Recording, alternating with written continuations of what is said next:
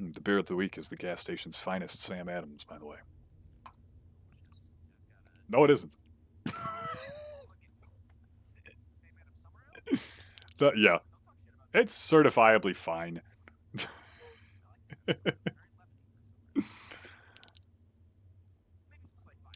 I say you look at the yellow of both labels on the bottle, and it's not definitely not as lemony as you might expect. But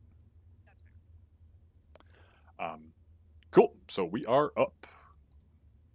I believe the two watching are just us. Oh, it went down to one watching, so I guess we've been deserted. Uh, so yeah, as I was saying, just because I noticed some potentially thermonuclear activity when we were testing last night, I'm actually going to kill the stream. So if I think transmitting and receiving my own broadcast is probably pretty resource heavy. So you are hereby, you have the con when it comes to monitoring the situation here. But Streamlabs still shows me the chat, as does the overlay through that in game, so we're good. But just so you know, that's your deal now. Okay, editor's good. I'm just trying to see if... Okay, we do have at least, unless there's a delay, we do have at least one viewer besides ourselves now. So I guess we will certifiably get underway. So good evening, everybody. This is the debut pilot episode, live stream, whatever term you prefer, of which Google AI generated name did we go with from my notepad documents? Steel and Strategy. Yes. So this idea was birthed of for a couple different reasons. This is, well, first off, it's just a casual gaming live stream that we've joked about doing for a couple years now, where we just hang out in the middle of the week and talk some shop, metalworking wise and otherwise. And depending on turnout, and definitely at the end, if nothing else, we do a little questions and answers Q&A about the topic at hand and anything else you might be up to. Because I've been into this for a little over 7 years now, not counting that very brief stint in like middle school, literally a decade before that beginning of 2018. And I know a lot of other people in the craft who do some cool stuff as well. Maybe I know something that can be of some level of insight. I don't pretend I'm omnipotent here in any capacity, but as I said, I have the experience at this point to at least think I know what I'm talking about potentially. If not, my extensive background informs me how I might be able to help you Google for the solution to the issue. So, alongside most of my other projects, we have one of our guest stars both on pretty much all of our social media platforms, and one of the first and main guys to help me actually get this whole operation off the ground over, 6 years ago. We were shoveling stone for the foundation now, just before COVID, yeah. Tom, so Tom's here with us. As he works on a lot of projects with us. I've been contracted to work on some stuff for you guys and your crew. So, as I said in our script here, well, I guess we'll just make sure we can't be sued quite as easily. Just an FYI, get it on record out the gate. Nothing we're talking about tonight, or nothing we bring up, is should be taken as advice. The likes of which that would be a liability for us. This is for more educational and thought-provoking discussion only. Nothing to be taken as any particular recommendation from a legal, explicitly financial, including like a tax standpoint. This is just kind of what I've noticed. This is going to be my half of the discussion, to work pretty well for me. The main topic of the evening is doing this work as a business, at least at the earlier echelons, oriented towards some newer members of the craft, just starting to get established and start selling their work, and some information about that you can't necessarily find a whole lot of other places, in my experience. So, grain of salt to the nth degree. That's about that. As far as who we are here, Tom, you're our. I'll have you start that up. So, as I said, I've been working with you guys from time to time for a little bit over in the airsoft community. We've made some airsofting related products. I think a couple of my friends from the airsoft community will be joining us tonight. You obviously, that's sort of your main line. So as far as if we start talking about social media presence, or just general marketing of yourself, or how to make quality product, can you tell us a little bit about your operation, roughly when you started, how fast it's grown, some of the different, like, not a lot of people realize this hobby has its, proper awards ceremonies and stuff now. So some of your accolades and some of the projects you've been recognized for. And in short, why, like myself, I'll talk a little bit more about in a moment, why you probably know what you're talking about.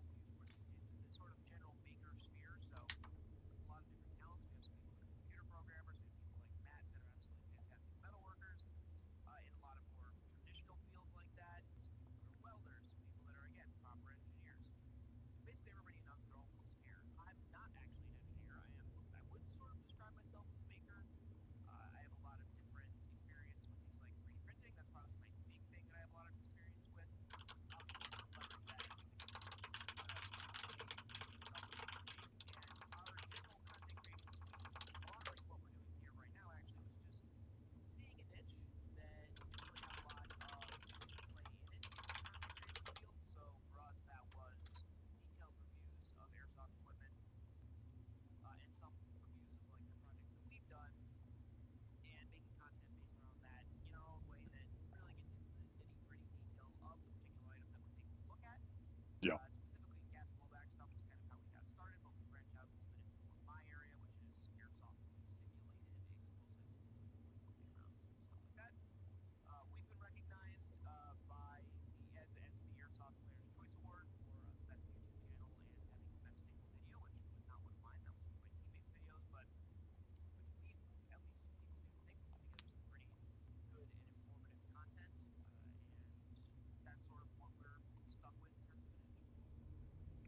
Makes sense to me. So thanks again for coming out tonight. Yeah, so as far as myself, I can't quite boast that kind of resume quite yet, but has said the main focus of the broadcast tonight will mostly detail running this business at the, not necessarily quitting your day job tomorrow levels of commitment, but just starting to get things off the ground and, start making as much money as possible within reason in the context of what kind of time and effort you want to invest, which I have been doing since summer of 2020, maybe a little before that, technically speaking. Yeah, I've had my Etsy shop for, I think it was the weekend before Halloween it was registered, so that'll be 5 years this October. Uh, Even in trademark, copyright, this economy, I've been able to pretty much double my year over year gross profits. Well, year over year, I should say. And things are really white where I want them to be. Um, I have some experience doing, in-person shows, custom work, other things of that nature, and we're going to be going over a lot of pretty basic stuff. But between that, a page of almost 400 followers on a couple different platforms, and a lot of actually decent exposure on some different Reddit posts, some people pretty high up in some different spaces talking to me for custom work. Not every one of those jobs was practical to really continue that conversation with, but it wasn't a personal thing. It was just where the shop was at the time. So in short, in that pretty truncated context, I would like to think that when I say, hey, this is generally what's worked and what has some precedent of getting you where you want to go, that I should probably be listened to. But that's the viewer's decision. And that's pretty much the TLDR that we need to get into to start things off tonight of ourselves.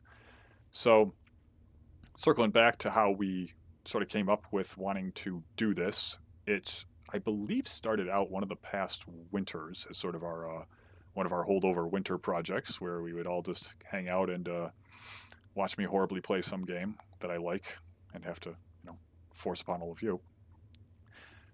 While sometime in the ideally middle of the week, as I said, to just sort of get through, well, the week, frankly.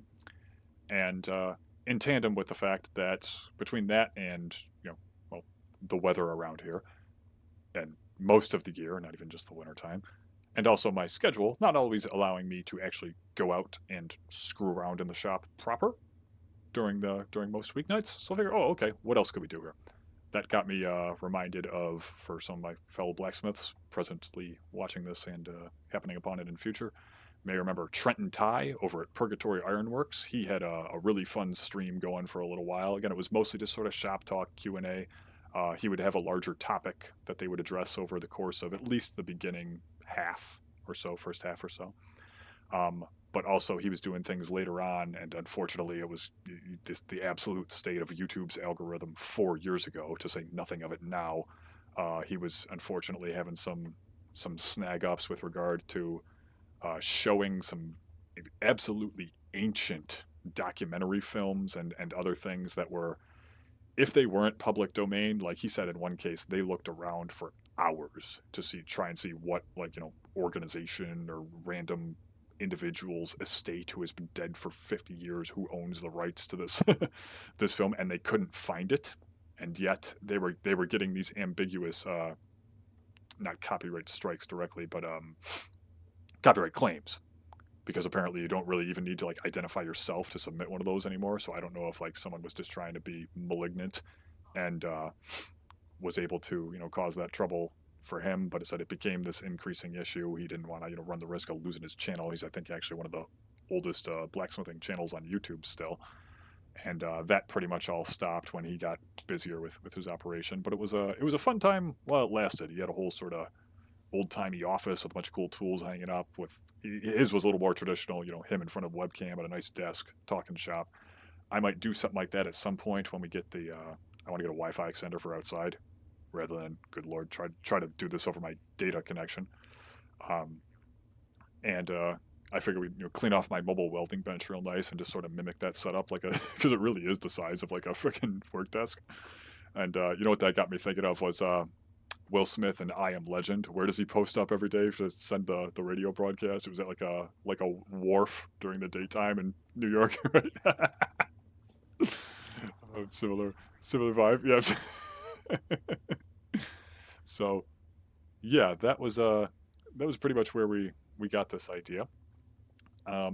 Once again, tonight we're talking about just very specific business advice. Is so trite a term, but I guess it applies as far as different avenues on how to, whether you're just getting a web store or some in-person events scheduled, craft shows, vendor shows, things of that nature off the ground, or have been doing that a little while, looking to expand potentially into some not unsavory but perhaps a little unorthodox means, or just lesser discussed ways of going about that. Well, maybe this might spur some might inspire you to go a particular direction. For anyone who might happen upon this stream now or in future doing any other kind of crafty work, as it were, a lot of this advice could realistically apply. So we're talking specifically about metalworking. Tom might head up a brief segment way later on about the 3D design, 3D printing side of things, because that's obviously the other side of Lighthammer's operation as well. Yeah, pretty much every few days on average, regardless. That shouldn't be hard.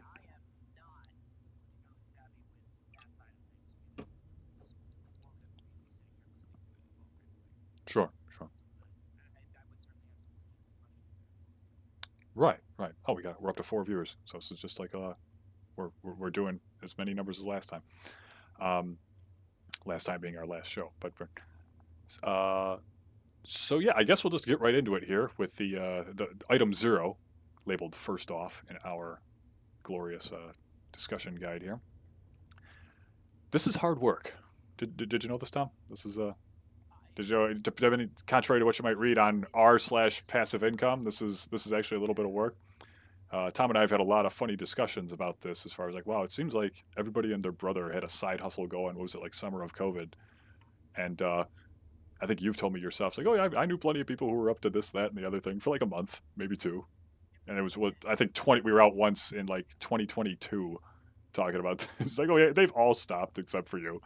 I'm not trying to sound like I'm some profound, entrepreneur, but and then yeah, and we just realized like, oh, okay, and no one online really seems to be having a discussion of, at least about this specifically, and then we realized like, oh, maybe this is one of those cases where the answer is just that obvious, that this shit is actually fucking work, and everyone wants to jump on Canva with ChatGPT and steal somebody's notebook design and resell it illegally through Amazon print on demand for as long as possible and skip town.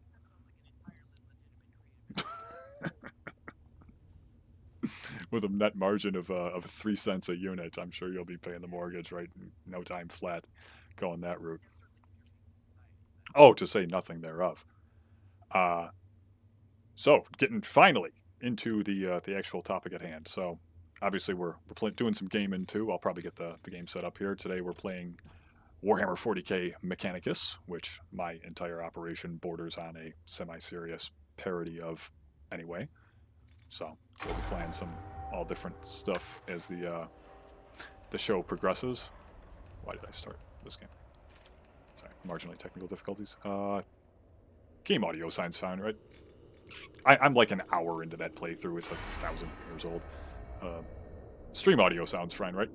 Either if our two viewers want to sound off about any of that level, any issues of that nature as the night goes on, that would be great. Otherwise, there isn't an issue. Boom. So, while I get the game set, Tom, because I am up and full screened, why don't you just read off item 1 for us and just tell me what you think, and I'll address that itself. Yes.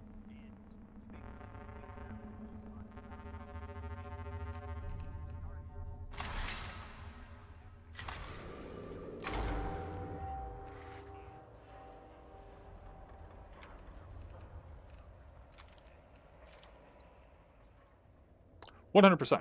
And it works by having something to find in the first place. It's not negligible as a factor, as a consideration, to talk about how saturated a particular market for something is.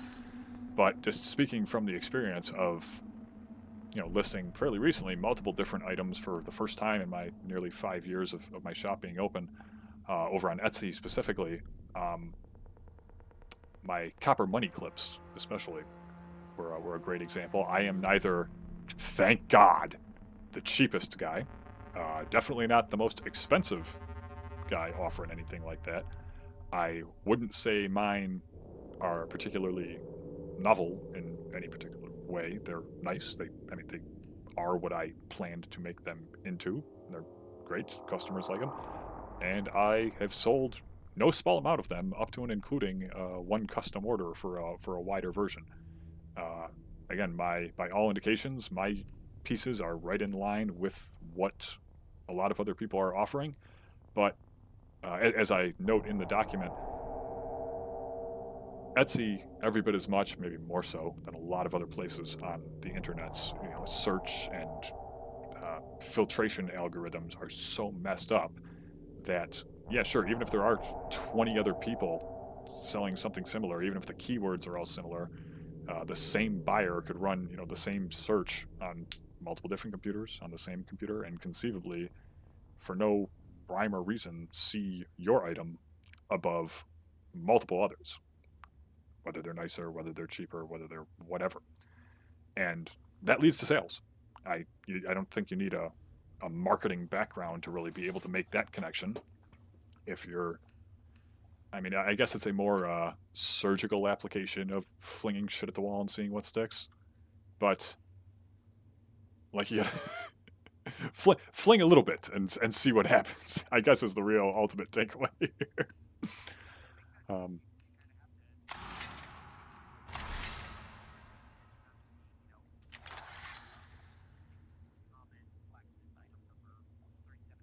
Yeah. And Your last point is still valid, but at the same time, blacksmithing is ultimately only something so many people are set up with, who want to put in the work to do for any length of time, who have the space, who have the will to learn how to not fire up a gas forge without detonating themselves to Saturn. And like, yeah, so you say saturated market. As I said, it's a saturated market on Etsy for forged wall hooks is a very different animal than a saturated market on Etsy for, you know, girly journals made with stolen cover art templates. So maybe that's really what it comes down to is like, okay, yeah, there's a lot of other people doing something, but that number might barely reach into a couple dozen. And when you look at how search algorithms generally work and go, there's still no small chance that somebody is going to be running those searches and somebody's going to see your stuff first. And that's another thing too. People value their time. Well, I know people who don't, but that's another rant. And they're not going to necessarily go look for somebody else selling something similar for $2 less or with a slightly less shitty photo if they find what they want and your profile isn't some massively huge red flag to them for whatever reason. They're realistically just going to place that order or throw it in their favorites expecting a discount coupon, but that's a whole nother discussion. So yeah, finally got the playthrough started, by the way. Without getting too our hustle grind vibes tonight, yes, for this limited, to make this limited particular point, it was it's mostly fair to look at as a fight of sorts to get those sales. And unless we get into real Sun Tzu hours, how do you win what's the first step to winning a fight? Getting in the fucking ring.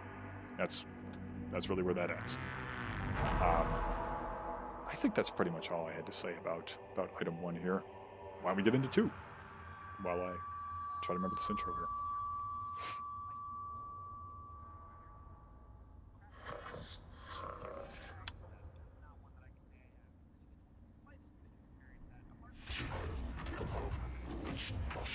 Yeah, airsoft events. We have swap meets, but we don't really have a lot of people selling stuff they made at those places. Yeah.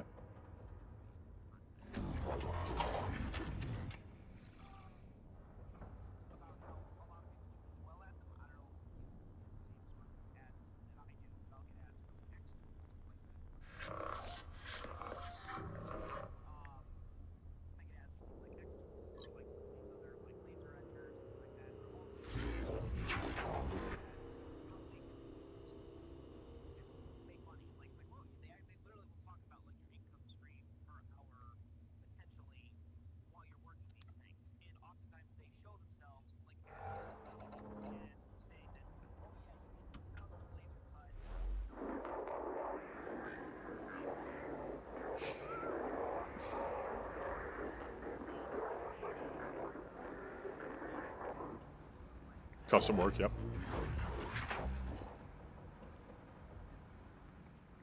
Right, for so many different reasons. I mean, not everything you're selling at an in-person show can just be easily customized on the fly like that.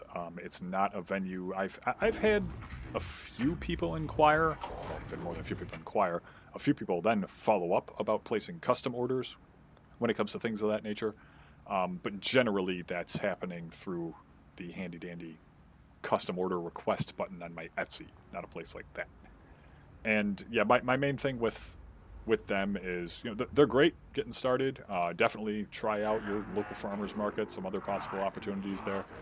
But in my experience, they can be really 50-50. Doubly so depending on the venue. Not that I, would ever insinuate I've failed to report any income that I know I was obligated to do. But the fact is that a lot of them, we're catering this show towards people just getting things off the ground here, and I can attest to some of these shows wanting literally more paperwork submitted than I have for some just shy of managerial job applications to set up at their, at the parking lot they lease from a local restaurant on Sunday afternoons. Like, it's pretty damn funny. Atop all that, some of them also need proof of like liability insurance. That has strangely been relaxed in our area, at least, which is I can't speak to why, or insofar as like events offer like riders for the day. So if somebody trips and falls in the parking lot and face plants into one of the posts on your easy up, it's not the event is kind of or the event staff are kind of off the hook, or the nonprofit whatever that organizes it are there. I think that's more so what it is than protecting you as a vendor. But like the startup costs are not negligible. So I feel like there's probably some other avenues you can approach first. Have you ever seen this part of the intro? It's kind of hilarious, some of the prompts. But I think there's one about a hangar of servitors being accidentally vented into space.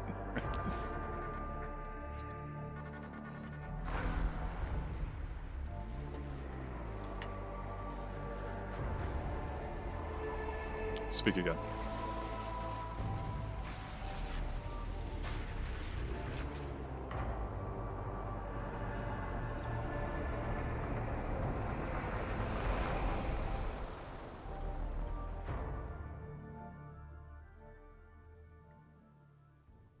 You're right. And that's because the old chat channel was messed up. Oh. So you've been talking to nobody. Wow. Peak psychosis. Talking to yourself. You're good now, though. All right. How about now? Yes, you're fine. Now. There we go. I've been revealed. Well, I guess we'll just do a brief summation from the top here. So. Yeah, so... Thankfully, you were doing most of the talking, yeah. But yeah.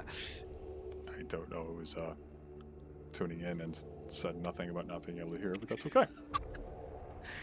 Let me just check on that. I mean, they just assume this is how you normally act.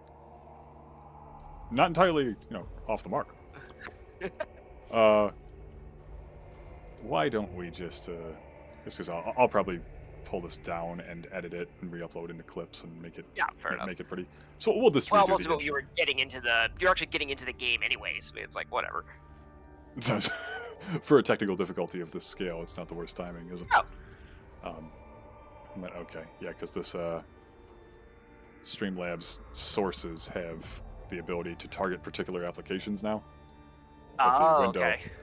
Because me and Sean were testing yesterday, it was still set to specifically his DM in Discord. It doesn't just automatically hear whatever Discord's putting out when Discord's on. I gotta select you.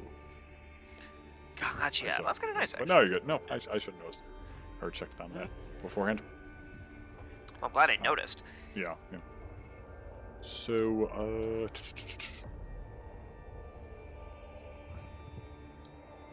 well, I kind of crashed and burned. But who cares? I mean, that's just the start there. Yeah. Again, let's redo the very intro. We'll introduce ourselves. Yeah, sure. Or you can redo your spiel. Yeah, keep it heard me fine. That's that's staying in. Yeah. That is the mantra. Holy delay on Streamlabs part. We went from, unless we actually just went from 1 to 7 viewers in 12 seconds, but I digress. Holy crap. Man, okay, so on the off chance we actually have this many people tuning in, and you don't yet know Tom, we had some technical difficulties where the output channels were set wrong, and you were obviously unable to hear him this whole time. So Tom is co-hosted with me tonight. He's a good friend of mine who helped me get my whole operation off the ground many years ago. We collaborated on a lot of projects. Tom, I did not mention last time you were the model for the Trench Pilgrim helmet in posts recent. Oh, yeah. And so if because I know they didn't hear this, obviously, if you could just reiterate, who you are, what you and your crew does, what you've been recognized for, some of your projects, and which obviously involve no small amount of fabrication and other things of that nature, and just generally why you probably know what you're talking about as you join me for some of the topics at hand this evening. Yeah, so I'm Matt's friend, Tom. I'm a member of Explosive Enterprises, which is a YouTube channel and airsoft team. Kind of started off as just the latter part there, where we were just an airsoft team. Much like what we're doing here tonight, where we're kind of getting into a niche that we feel like there's maybe a bit of a knowledge gap that isn't well covered by other content creators. we sort of got into that niche with our part of airsoft. A lot of us are into gas blowback rifles and some other sort of more specific niches, and we've kind of carved out a little space for ourselves. We've gotten a couple of awards from some other content creation websites, as voted on by the community, which is pretty cool. So we have some acknowledgement there. We do Absolutely. quite a bit of fabrication. So I mean, beyond just the gas blowback thing, a lot of us are engineers or other people that would be in the, I know it's kind of an overused term, but the maker sphere. I'm quite into 3D printing, have been since basically it actually became a thing again in the mid 2000s, when some of the patents expired for like things like RepRap and all those original 3D printers. So I've been doing that for quite some time. Yeah. That's more sort of my side of things. I don't really have a lot of experience with metalworking or fabrication. I actually just finished my first project with Matt's help that was involved quite a bit of metalworking, a big 40 some odd pound heavy machine gun, which had some welding to it, and I guess maybe a little bit of cold metal work, but That's certainly nothing heated. yep, that's about 15 posts deep on the Instagram. Yeah, my there you Instagram. go. Yep, we cross posted that. Yeah, no, so that was a lot of fun. From the business side of things, I mean, we do make a little bit of money with our YouTube channel. Decent number of subscribers. I think we're like, yeah, maybe like for an airsoft channel, mid-size. We just hit 30,000 subscribers, I believe. And for what it's worth, I guess from get the business side of things, we actually make quite a bit less money doing that than the amount of money that you make doing your side of things. So hey, there's that. If you're wanting to be a content creator, just know that just being a content creator is not really going to get you much of anything versus actually making things that contribute physical products to society. But yeah, that's kind of my background there.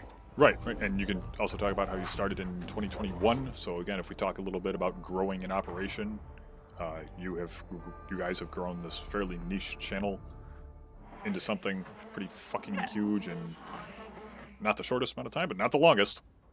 No. So there's that as well. Kind of a slow exponential ramp up there as well, and a lot of that is due to the way. And this might be something to talk about. Probably not maybe in this particular episode, but down the line. I mean, a lot of that was kind of influenced by the fact that we've associated ourselves with a particular specific community, the Heavy Recoil Club, which is a Discord channel, which really helped us sort of get over that initial hump of getting off of our feet. So it's really hard to get content out there that actually gets views without it first getting views. So to kind of get noticed by the algorithm, you need to have people that are already sort of interested in your content. So having sort of like a built-in base of 500 people or whatever that you knew were going to give you some clicks really helps you get off the ground. Yeah, in terms of that kind of side of things. But again, that's probably something worth talking about later. Yeah, and that all makes a lot of sense too. You're still monitoring the stream, right? The game audio not overpowering either of us? Sound fine? Okay. Sounds good to me. So, yeah, that, I think the only other things we lost of you were our brief discussion of the first few items on our list here. And I said we really just talked about how, the first step to really sort of winning, for purposes of that particular analogy, insofar as getting some sales under your belt, is to get your stuff out there and get your name out there and start posting. Even if it looks like a little more saturated market than it is. Honestly, one thing I didn't say before is pretty much every time I think, oh wow, there's already 12 other people selling this, I don't know if I should even try. Pretty much every time I decide to get myself off my ass and try, it ain't more than a few days, maybe a week or two, one or two times, before I've sold 1 or 2 units of whatever that thing is. There you go. People want to deal with, who they want to deal with, as far as, some perceived benefit that your product has that theirs doesn't, or that others don't. Maybe your account just has a lot more sales and a lot more really positive reviews than 3 or 4 others they've already found in the past 10 minutes. There's any number of reasons people decide to go one direction over the other. But, yeah, once you really start getting out there, people start to notice. Absolutely. So and then kind of point number 2 was the craft shows as well. So right. Pretty So yes, that's sort of the main context that we're discussing all of these things around, as far as a lot of this information not being out there online anyway. I can't speak to every book about forging that touches on forging as a business, because I've only read a few. But as far as online information that's come across my radar is concerned, a lot of the topics that I'm bringing up and the way that I'm going to be bringing them up do not really seem to be discussed this particular way very much. And the in-person craft show side of things, or the in-person sales events, as it were, was kind of the main one that I formed this idea around. There's unfortunately a lot of people who 7 Other Ways to Sunday in this space are very influential and very knowledgeable about what they're, about actually forging and run a pretty successful shop, and they still just talk about some of these like shows that you can roll up with a folding table of 50 S hooks with 2 or 3 different styles, and make a car payment that same day. And I've done very well at a couple events. I've had a couple. I've had some where I do okay, some where I completely wash out more or less. And I just feel like in my experience, I haven't done anything super big at any point in my life. I just eventually pivoted another direction to the point where it would have taken time away from other projects to try and get into those bigger shows. But they just, so I can't speak to them as much, but a lot of the more typical sized events don't seem to be as reliable. Doubly so if it's somewhere that you can't necessarily even temporarily park your car right up by your spot where you set up.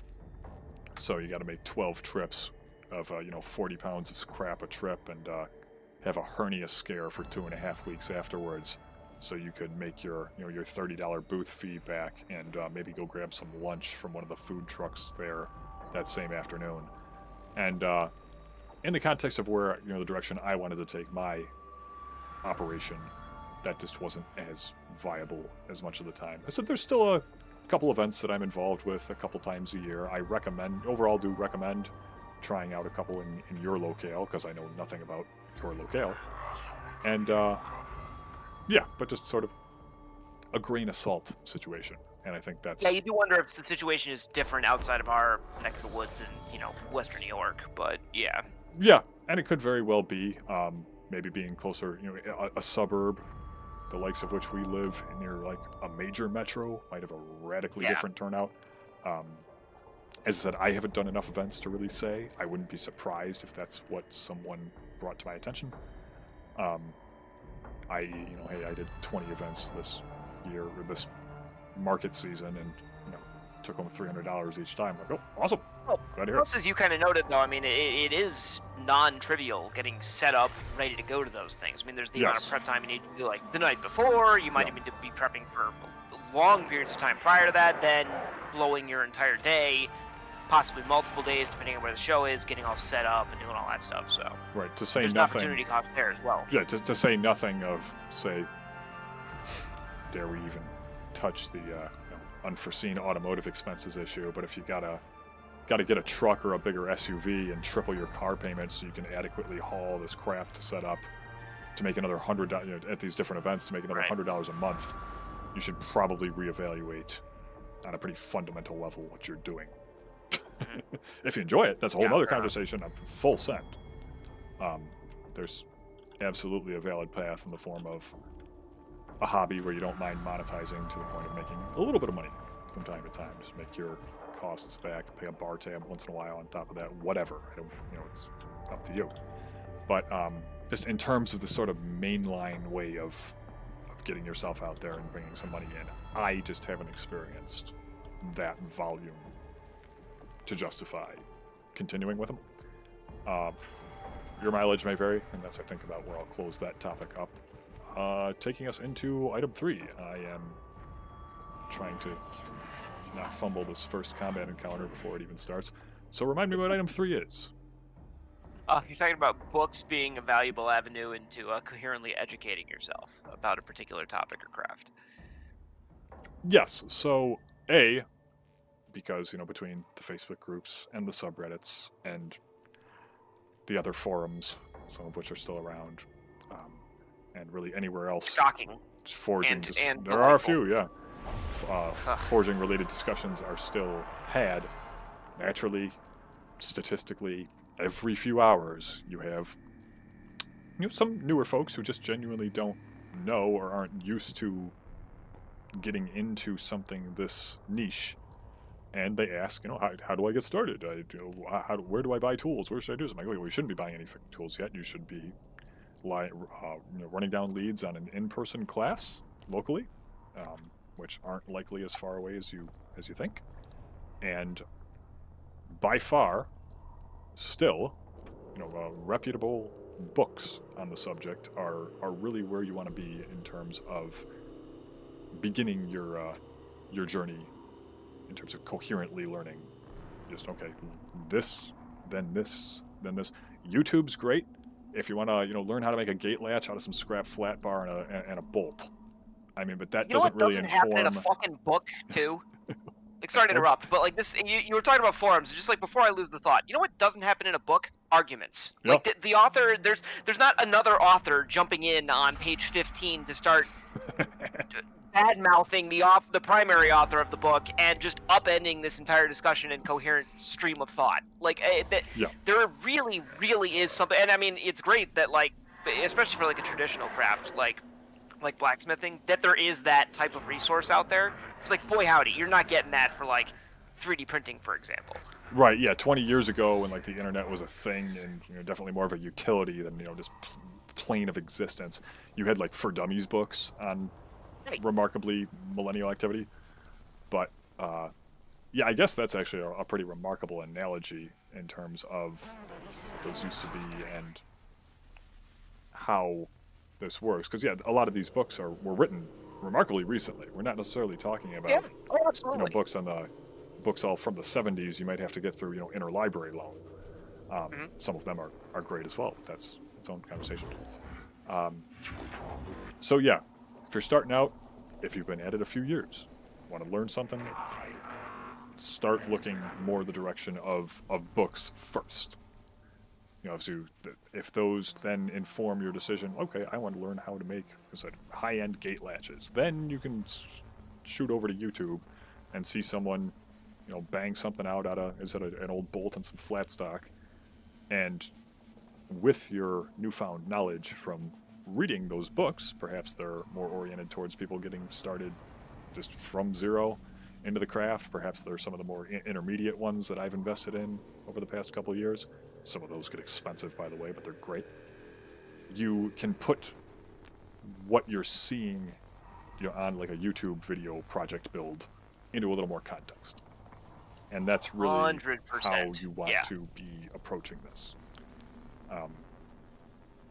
It's fun. Getting 2 or 3 people's coherent, well-written takes on how something is done, even if they're not 100% right. Because, I mean, some of these books are like, cheaper paperbacks that the person sold 100 copies of, and you might be one of the 100 people they sold it to. Doesn't mean they're 100% right all the time, but at least getting their well-penned... They were at least willing to sit down and write a book about it. So, I mean, getting their relatively coherently conceived thoughts on the matter, and if you get multiple takes on that especially, is way more valuable than even the best Reddit posts that you could find.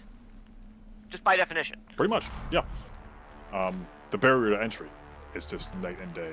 Yeah. I mean, there are and then, as you grifter said, bullshit artists who context. Yeah, who publish books, but like is it not? There are people that they have to get through, as it were, between editing and publishing houses and things of that nature, that you don't deal with, on a Facebook post or a Reddit thread.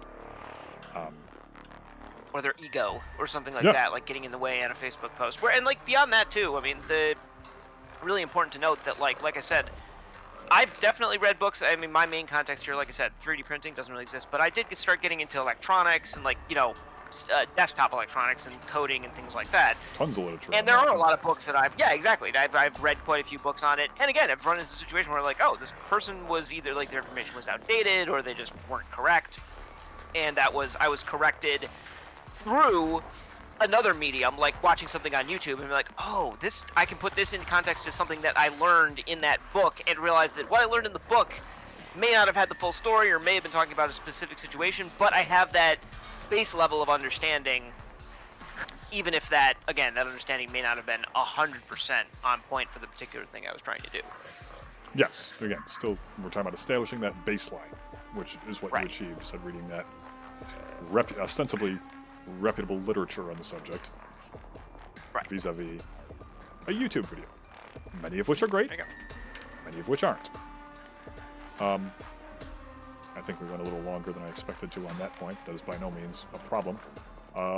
What's next? You're talking about the relative local orbit and making sure that you're telling people about your Yes. work, even Yes. your friends and your family and folks that Yes. might know that you're already doing this as a hobby. So this started out as actually 3 distinct items that I consolidated. This item 4, so we have 4, A, B, and C. They all come down to the same topic. Or Yeah, kind of piece of talking about advice. is getting materials. I Yeah. mean, that's a huge So- thing. I know you are a massive upcycler, so I Right, mean, right, right. that definitely makes So yeah, this just gets into one of really our first proper, like, direct pieces of advice here is talk to people. Whether it's people you already talked to anyway, or friends, family, friends, doesn't matter. Tell them what you're up to. Some might just find it cool and keep you in mind and have some scrap metal they're getting rid of in 6 months that you might otherwise be able to, or have to shell out hundreds of dollars for an equivalent amount of stock in similar condition. So that's one reason things start to pay dividends. Another is more so from, like, the friend's standpoint. Yeah. Some people Labor. really are just, yeah, literally. Some people are unbelievably done with the world's bullshit in so many different ways, and that's the least or the most off topic we'll get today, and are chomping at the bit to come on out to something like a blacksmith shop and see what this is about and learn the craft and bang on some metal and have a grand old time. Say beat the shit out of And something after a hard day. Yeah. Another thing too is this fucking neck runner attack me. Okay. No, I'm combat lock now. Yeah, so they might want to start learning how to make something that they've always found, because there's a lot of people who have had a cursory interest in the craft for a long time and therefore want to explore it. So there's that. Pretty sure that everybody's heard of blacksmithing. Yes. I mean, that's like very basic. Right. Like, it's a pretty old normal human profession. experience. Right. Right. And just like as a general cultural rule, it's like, oh yeah, like what a blacksmith was, or like it's the guy sitting outside of his shop, like sharpening a sword or banging out a piece of metal on an anvil, kind of thing. Absolutely.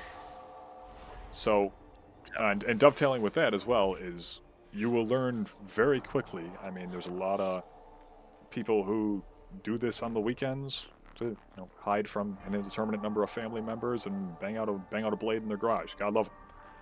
But once you get to a little bit more, if you're just taking on a big project, or just once you get to a little more serious level of this work yourself, servitors, you begin to realize how invaluable, until you get into, and even after you get into having serious power forging equipment, another pair of hands can really help with all kinds of things.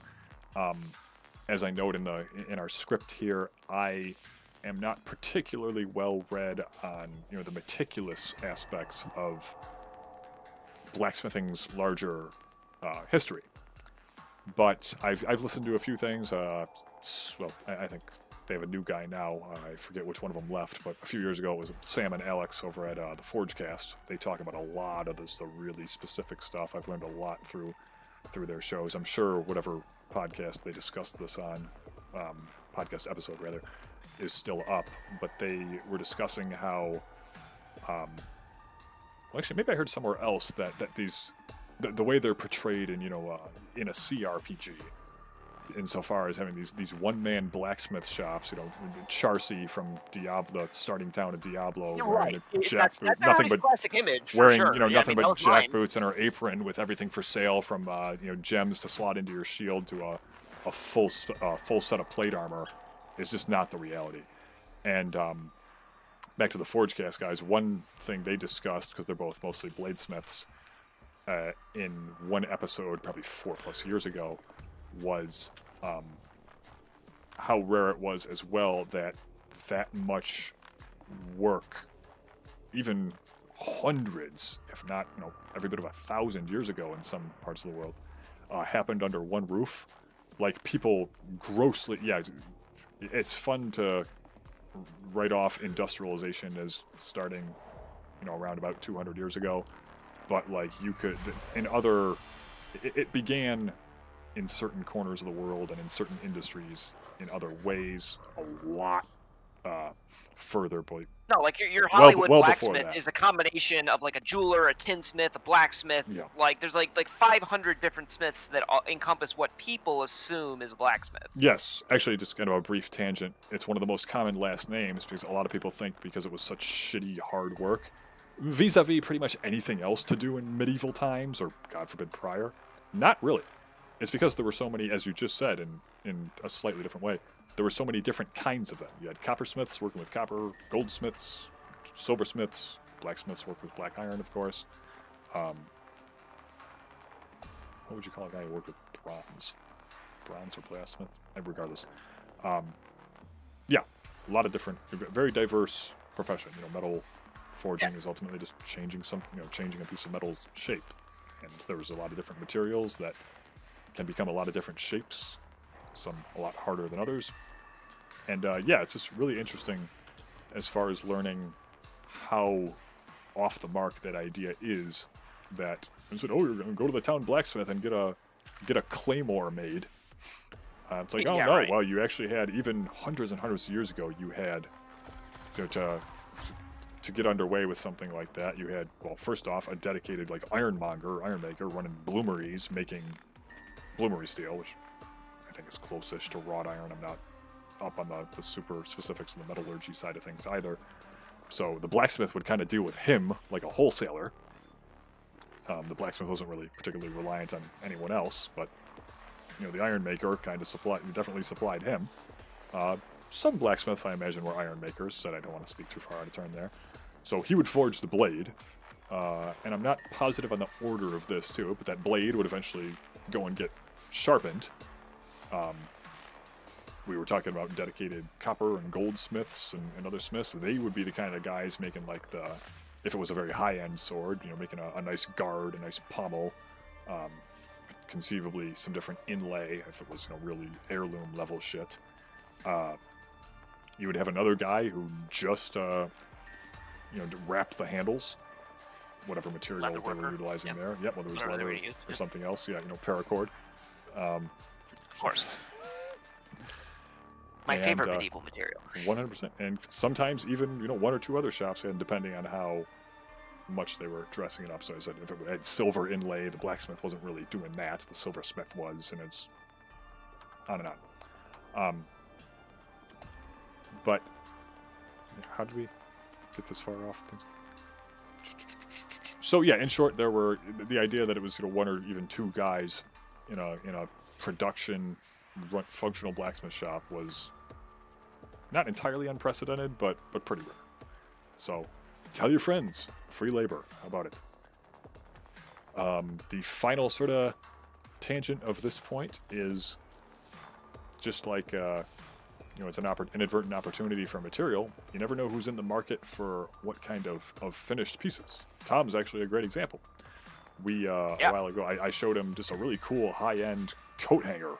Was it the summer before last that I saw posted to one of the Facebook groups, just like appreciating this work. And he's like, "Oh, that reminds me. It'd be really cool if we made vest hangers for all our airsoft equipment. Basically, just a piece of. We came up with a design that was the likes of just a basic piece of rod bent in vaguely the shape of a coat hanger, with hooks on each end. So vests, plate carriers, basically anything with straps you can hang on them. And unlike a normal coat hanger, right, there's no chance of it slipping off. And they're also a little more friggin' robust than just bending the ends upwards at 45 degrees of a regular coat hanger. So I've sold a few of those since. Actually, I think the highest singular spending customer bought a bunch of those. He might be popping by tonight, but I think he was working. And yeah, just whole little product idea was kind of born by accident. It was pretty funny, and it's not the only time that that's happened either. Yeah, no, and looking at your friends and your family and just other people, your close associates, and sort of thinking like, hey, I wonder like what could help out with their process that's part of, like, this would be something that'd be easily blacksmithable, and maybe something that's applicable to other people as well. Like, that was a perfect 100%. example. Yeah, just tying back to more basic business principles, bringing what's a primary reason you would bring a product to market? It's solving some kind of problem. So what kind of problems are people having, and what can you do as far as creating something to solve it? And that applies every bit as much as anywhere else to, or applies every bit as much to blacksmithing and selling your work as it does to any other kind of work. Absolutely. Let's extend item 5 already, right? There's only about 10. Yeah, so item number 5, you wanted to talk about how metal stock shipped to your door is sometimes the best way to get a hold of it. New material, yeah. So, and you can go to a local steel supplier and get it instead. Well, we know how that goes sometimes. Well, that's technically true. I'm talking literally like Klein or somewhere selling bar stock rather than anything. Sure. Anything with any more touch time than a bandsaw or any. Right. But sometimes that as well. Yeah, a lot of people see, and you know what I blame? Home Depot and Lowe's pricing. Yeah. On square bar, because we have some newer folks, again, ignorant in the literal, not pejorative definition, who don't realize like, oh, there's other places that sell square bar, because like when the fuck would they have been shopping for square bar?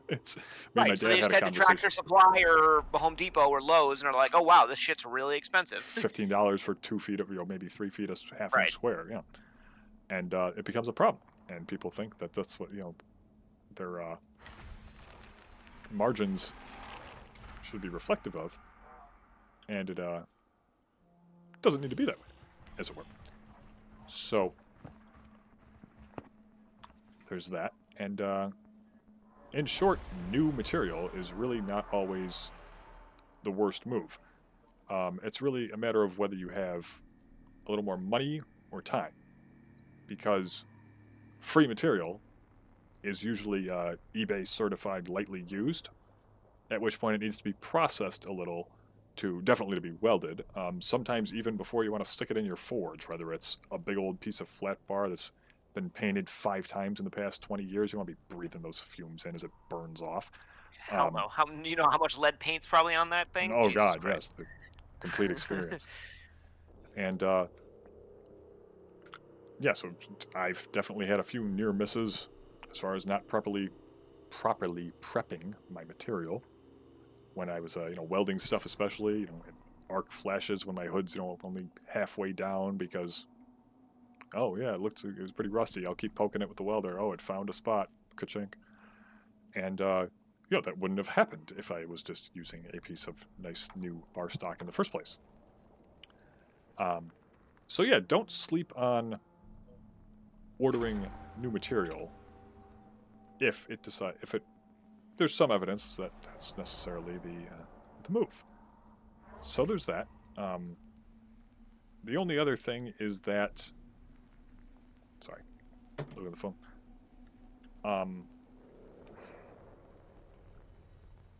It's not always cost prohibitive, especially if you're going to start ordering larger amounts. The thing with the main suppliers is, well, for a while, I used to say that I was constantly amazed what they would throw in a FedEx truck for $14. It's since gotten a little bit worse as material, well, until fairly recently, as material prices start to stabilize. All the different shipping couriers were increasing their rates. But even still, in the context of where things are at right now, FedEx will still throw 40 pieces of 3/8 square bar, 4 feet long, in a truck and get that over to you for at least the shipping portion of your invoice will be about the same as 1 or 2 pieces of that stock. And it's just like I guess we could call it like a next best thing to flat rate shipping. And what that creates is if you're needing a reasonable amount of something, so as you start making connections within the craft, potentially network to place bulk orders together, the price point really is pretty reasonable to work around. And is that it comes with a lack, or it doesn't come with all this bullshit that you're liable to deal with processing used material, including lost time, including consumables, including Injuries. Oh, absolutely, needing a lot of other tools. Well, you should be getting something like an angle grinder pretty early on, but I think the lost time is a big one too. I mean, you're talking about valuing your time. I mean, like the amount of shit that you have to do to process a piece of metal that might even not turn out to be usable is like that's got to be so insulting. Oh yeah, because like, you get into like certain recycled 4 hours stuff. of work into it. Oh, surprise! It's actually this isn't a thin gauge piece of flat bar. This is some sort of weird model of lawnmower leaf spring. Have fun drilling 8 holes in it and it taking 40 minutes longer than you expected. Yeah, when you're ordering new stock, you're also not just ordering the dimensions, or also not just knowing that it's going to be fairly pristine. You're getting a particular alloy, verifiably. Right. Unless they that's huge. screw up, and that's a warranty issue. But sniped. And yeah, so just don't sleep on that as an option for material wherever you're at in your journey or whatever project you're embarking on, if that's what it looks like you have to do. I think that's about where we'll leave that one. Yeah. What's next? So for number 6, if you're looking for ideas on products, look on your favorite sales channels and run searches of various forged goods. Looking for accounts with lower than average reviews and potentially lower than average reviews overall. Pull their history and see what they were doing. Yep. Probably my most controversial of the takes here. And yeah, that's an interesting one. I mean, I wouldn't say necessarily people are going to but, people are going to hear the first parts of it and think, Andrew like Carnegie buying out the railroads. But we're really doing here is stepping in to supply something. There's at least like I have written down, a modicum of demand for that people are that others are demonstrably unwilling or unable to step up and fill, or that customers are unhappy with those other sellers attempting to fill that demand, and thus an opportunity to step in and solve a problem, as we discussed a few items ago. And yeah, it's amazing what that's how markets work, baby. I mean, like that. Not truly. that everything needs to be like cutthroat, like like you said, like Andrew Carnegie, like ridiculous monopolies. But if there's one guy making something and he has inadequate, and they're doing a shit job, like step in. That's the whole point of a market. Like that's exactly how it's supposed to work. Yeah. Not to say that you should get in and like undercut people and just try to make shit, or like no, we're not talking about being one of 10 persons selling bottle openers and knock your price down $1.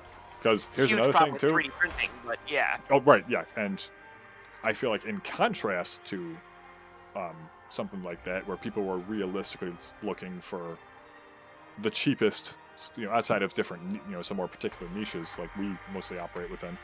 3D printed stuff, most people are just looking for something that pretty clearly does the job cheap as possible, right? 3D printing is the poster child for race to the bottom, nobody wins. Exactly. Like that. It's high-end, middle of the road to high-end metalwork, yes, you can absolutely price yourself out of the market. That's price yourself out of any freaking market. What does that even mean? Well, it's not. I know what it means. It's just it's not a hard thing to do. But you can also price yourself out in terms of pricing things so low that buyers start, prospective prospects in sales, I guess we'd call it, prospective customers are going to start raising eyebrows as far as why suspecting. Is it so cheap? What did you cut? What did you cut on? Right. Like where was the people don't want to overpay, but they want what they want, and they are convinced that they want and need something, of some minimum, and therefore, you can absolutely be suspected of doing cheap work every bit as much of just asking some asinine amount of money for something that they don't buy it for that reason. So it's a Yeah, I think it's a Adam balance. Savage had a really good point there. And I mean, you could honestly probably have an entire episode like this just on how you price your own work. Because I mean, at least to Mm-hmm. me personally, that's like one of the hardest things to do is like valuing yourself and your Mm-hmm. time. But like, you kind of want, and this seemed very reasonable to me. He was basically saying you kind of want to aim for like 10% above what a person might have an expectation to pay for some particular item, because then they get that. It's not necessarily something where they think that they're going to get like blown out price wise, like 10% over what they imagine they're going to pay for it isn't going to necessarily break the bank, but that does leave like a perfect opportunity for like, well, maybe I would like, this is probably like a slightly higher quality piece, especially if you've Yes. presented it well and you have a good product description and you took some nice photos of it. Then that's also a great opportunity to Got him. throw the person a coupon or something like that. Absolutely. No, that's actually a really great point. I didn't even think a whole lot when it came to that. The coupon side of things and different vouchers, Etsy in Yeah. particular, is probably one of the biggest platforms for selling this stuff, and have a lot of different infrastructure for setting up things like coupon codes, automated and otherwise. And yeah, they're a great tool.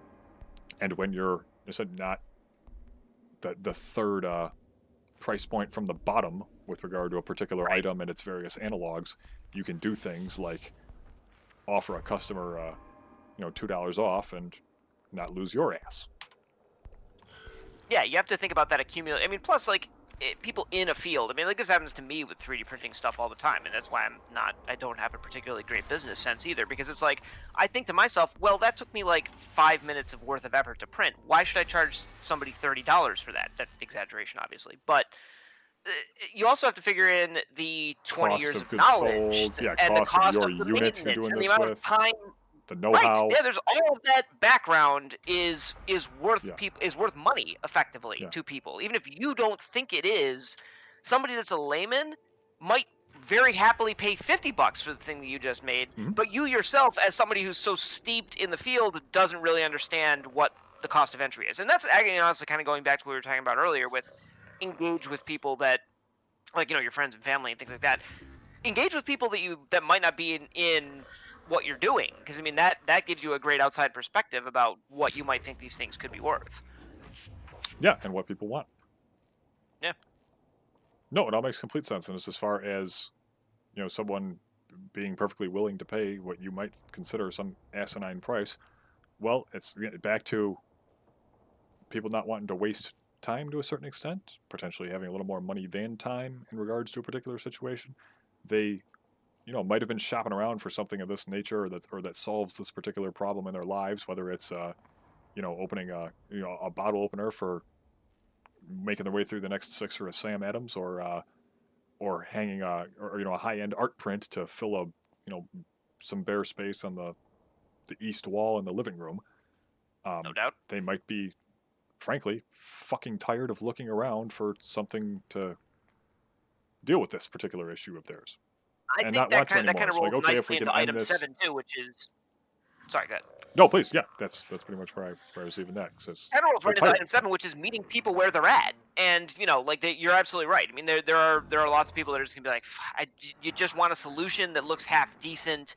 And to that point, you basically say, don't snooze on the potential of other sale venues. Like a lot of people think about Etsy, or they think about um, going to a craft show, things like that. But Facebook Marketplace or Craigslist or some of the other, like, well, Craigslist is still pretty popular, but like, yeah, a lot of these places where you might not necessarily think to advertise, even just putting out something like an Etsy listing that you have, just putting it on Facebook Marketplace or Craigslist can get you a lot of extra pull.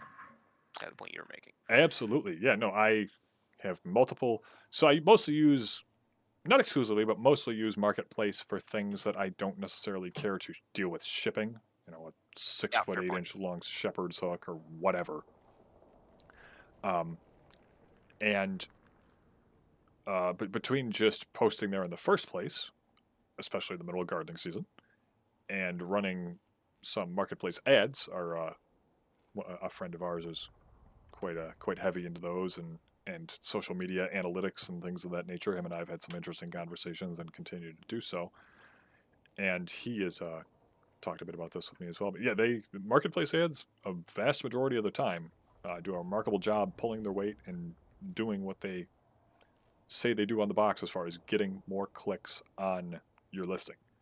Now, most of those clicks might only convert into messages the likes of which is this available? Or somebody from Spokane asking about a 7-foot long plant hook. That'd be $80 to ship them. But a lot of other times it's resulted in sales well in excess of my costs and my advertising costs and just what my time is generally worth.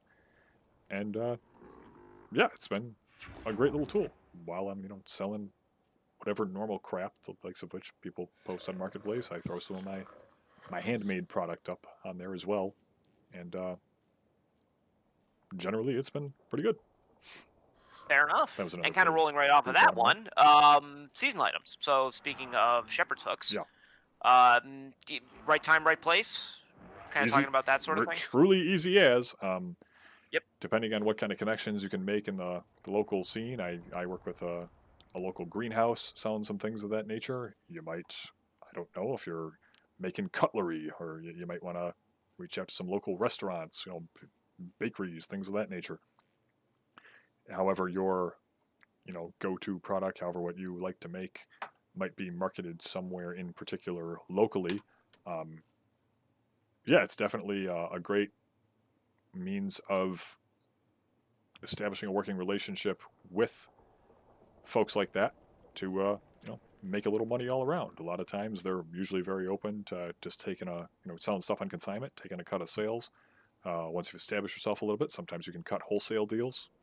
I never have, but that's okay. And yeah, it's just another great way to expand you get your name and your product's name, your name and your product out there. And your product's name, for that matter. And your product's name, yep. Pricing and labels are important. Out there, and potentially a little more money in your pocket, and not necessarily deal with the bullshit of selling online, keeping your supply lines short. Might work with a shop 5, 10, 15 minutes away that you go drop some stock off at every once in a while, versus instead trying to deal with Etsy and them taking their cut and shipping costs and not having any boxes because you haven't ordered any frivolous horse shit from Amazon lately to then recycle the boxes with and take to the local UPS, even though it looks like it's been through a minor conflict in the Eastern Bloc. But thankfully, the guys at that UPS location don't really say anything as long as it's absolutely laminated with packing tape. And things always get where they need to go as well. But yeah, that's really... I'm just pulling up the document myself now, where that's at. Seasonal stuff, especially getting started, is something I don't see talked about a whole lot. And it's a great vehicle to start making some money, start pushing yourself to make some... you get some business relationships too. I mean, just that's almost like I was saying with having like a community based around like our YouTube channel, for instance, that gives us some like a free in kind of thing. I mean, this time of year, I was just we have a local farm. I mean, we have we have like 15 different local gardening shops and stuff like that because we live like right on the border of the suburb and the farmlands of fairly major metropolitan area. So that's where those garden shops sort of tend to crop up, and they are just loaded with people. And I mean, depending on where you live, especially the people that are going to garden shops might have a little bit more money to throw around. I mean, that's a perfectly good place. Yet, if you ask nicely, I have no doubt that a lot of these places are willing to let you put up a little stock of business cards and something like that too. So that is a primo way to get some extra business. Oh yeah, absolutely. If you're people like shopping local too. I mean, supporting a local guy that's doing blacksmithing. That's like something with a story or a little bit of provenance is that's pretty cool. People like talking about that. Absolutely. Kind of yeah, especially it has a little bit different energy than even a similarly priced, sometimes even American-made, mass-produced product, i.e., plant hooks. Yeah. Made by a guy. If it's made by a guy down the street, that's people are like, oh, this shit rules. Yeah, people are all about that. Blacksmith. Yeah, 100%. And then kind of going in on that one actually as well, marketing. So you bring up a really good point. This almost goes beyond marketing too. I mean, this is one of my favorite terms, just from my experience in manufacturing and just sort of like, something that when I'm working on something or doing a project or improving something that even maybe I don't intend to sell or really put out there, value add. So you talk about like taking a $10 J hook and turning it into a $75 pair of gun hooks by, doing Slapping that some little felt bit on of the extra inside. effort Mhm. and putting some felt on them. Yeah. Yeah, you're Any not. other good examples you can think of there? I mean, there's like value add is that's always what you go for, Yeah, I honestly. mean, I guess that was probably one of the more particular examples. I mean, you can talk all day long about how this level's such a pain in the ass. Um, you can talk all day long about how there's $10, you know, L bracket sort of hooks, and there's $100 ones. I mean, there's That like does that get into like specificity? Because I mean, you make that's kind of an interesting point where like the Mhm. more specific of a product it is, because I mean, like if you advertise like said generic J hook with felt as a gun hook, like I guess that is kind of the marketing aspect of it, because beyond just the value add and extra 15 minutes of your time of getting some spray adhesive and a bunch of felt, like you can then advertise it as a gun hook, which lets you charge more money for it, and right. rightfully so. I And mean that is back to the circling all the way back to the search algorithms discussion. It's showing up in different places and in different searches than it otherwise potentially would. Um, Other people who may or may not have more or less money than other groups of people to spend, 100%. or it's on their radar now. So yeah, it's hardly a controversy to say that the marketing side of things is important. But that's just really a great example that drives that home. Yeah, a little bit of SEO stuff there too. Because I mean, if you said that for folks that don't know, that's search engine There's optimization. Just yep. sort of getting yourself out there as a particular item. Like you say, oh, it's a gun hook. Oh, it's a J hook. Oh, it's a in the title or in the description, sort of mentioning a lot of the potential uses for it, allows a lot of these algorithms to populate it as a search result, which is that's literally costs you nothing, free marketing, apart from the extra 2 milliseconds that it took you to type that in. 100%. So, yeah. Any other thoughts on that one? Trying to think. So we've already talked about things just being at a range of different price points, marketing them in certain ways, and the stuff is really all important. As far as whether that was, well, I really did leave this one pretty open-ended as we approach the end of Yeah, the for main sure. discussion here. Well, I mean, honestly, It's the really vest hangers, like we already kind of talked about that, but huh? that's another great example of value add. I mean, you had these really cool hex hooks that you were making. I'm like, what that kind of reminds me of is like the vest hangers that I've seen on, The you plastic know, equivalents, yeah. Amazon or yeah, exactly, because they're sort of made the same way. Mhm. But yeah, I mean, that's a great example of value add, where you take something that you're already doing, make a slight modification to it, and suddenly that is a completely different product that appeals to a completely different group of people. Absolutely. Yeah. Dare say that's a. And then, yeah, no, go ahead. Oh, I was gonna say I would dare say that's just back to a pretty fundamental aspect of business. You're buying something and doing something to it, and now it's worth more money. Solving a problem. Yeah, there you go. It's manufacturing for you. Next thing you had here, and this is getting kind of a little bit more about like diversification and not being willing to like sort of turn down work.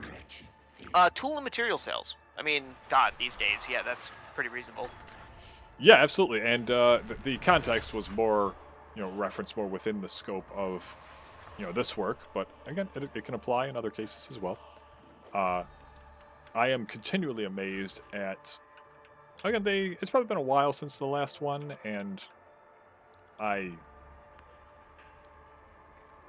haven't really done a ton of it lately. But as far as different tools and the likes out there for oriented for work done to make work easier in the blacksmith shop, quite specifically, whether it's a railroad spike twisting wrench, whether it's anvil tooling, whether it's my adjustable bending wrenches with the T handle I fabbed up myself that go in the nut with the square tube. There's a lot of this stuff out there that people, they, like I joked to a buddy of mine in our community, I, got into forging to forge. That's why I called a mutual friend with a fabrication shop to build me a power hammer. And I will make the money back, There you go. just, doing my own thing, using that power hammer to forge, and potentially enjoying myself from time to time as well. Oh, that's what this fucker does. His vulnerabilities flip-flop every turn. So it's not that none of my weapons work, it's that I keep shooting them with the wrong ones. Is Anywho. that supposed to be like just a destroyer? Destroyer Lord. Yeah, why the hell does their vulnerability? That's weird. Doesn't have anything to do with like how they play in the tabletop. Oh yeah, no, this game takes a lot of liberties with that. It's big around energy and kinetic weapon damage types, and units also have basically resistances against it. So he flip-flops between being very heavily kinetic and very heavily energy resistant.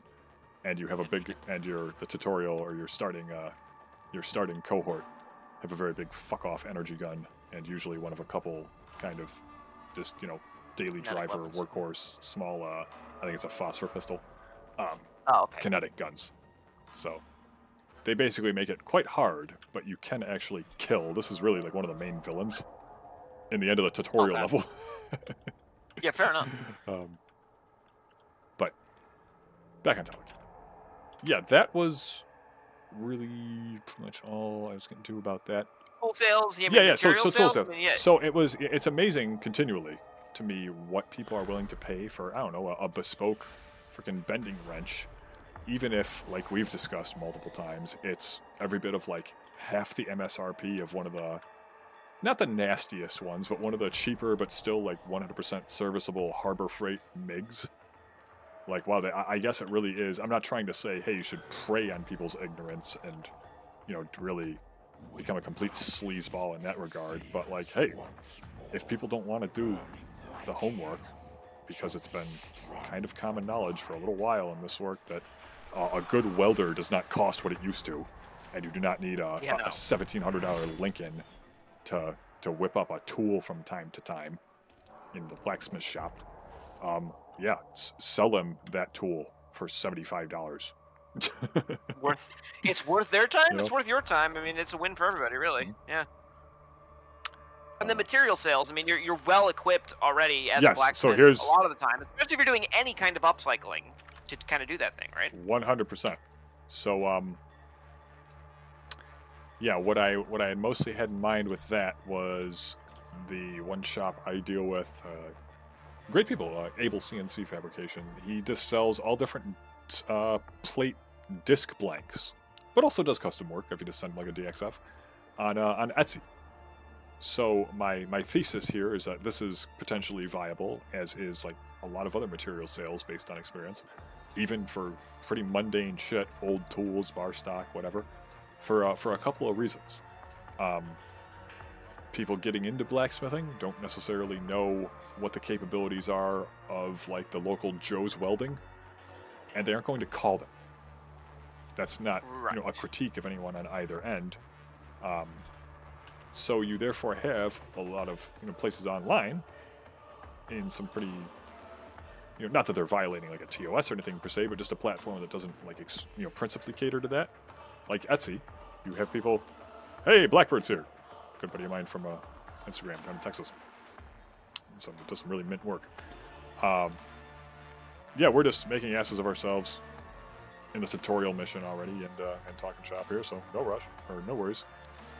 As far as the material sales, so people are going to, browse, get home from work and browse Etsy and find someone selling 4-inch plate steel, disc blanks for a craft project or for entry-level fabrication work. Maybe they're tackling Blackbird here. He makes a lot of cool bowls. Maybe one of the first projects a newer smith wants to take on is a bowl from a piece of 4-inch plate steel. He doesn't really, if he has a local steel supplier, maybe they just sell like bar stock and shit.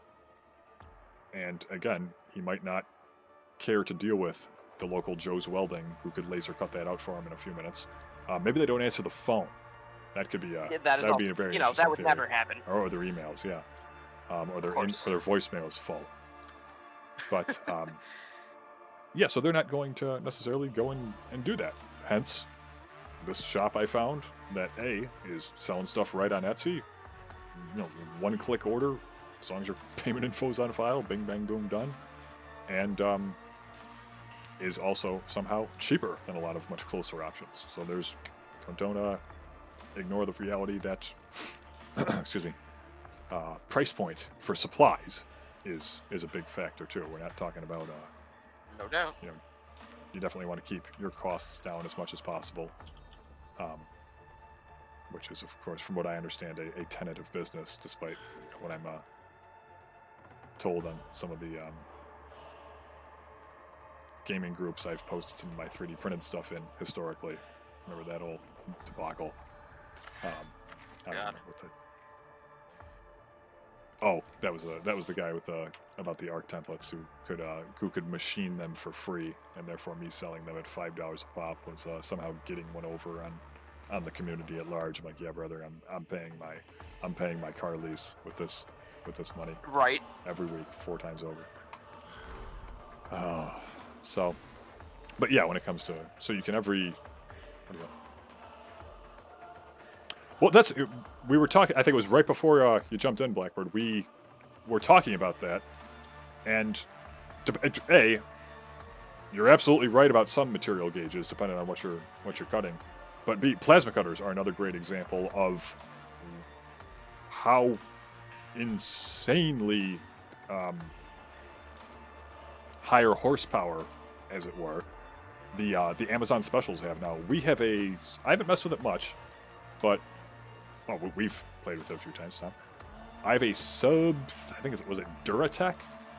Most of the Amazon specials all use the same gun assembly and are float around a similar wattage as well, but it's a sub $300 unit.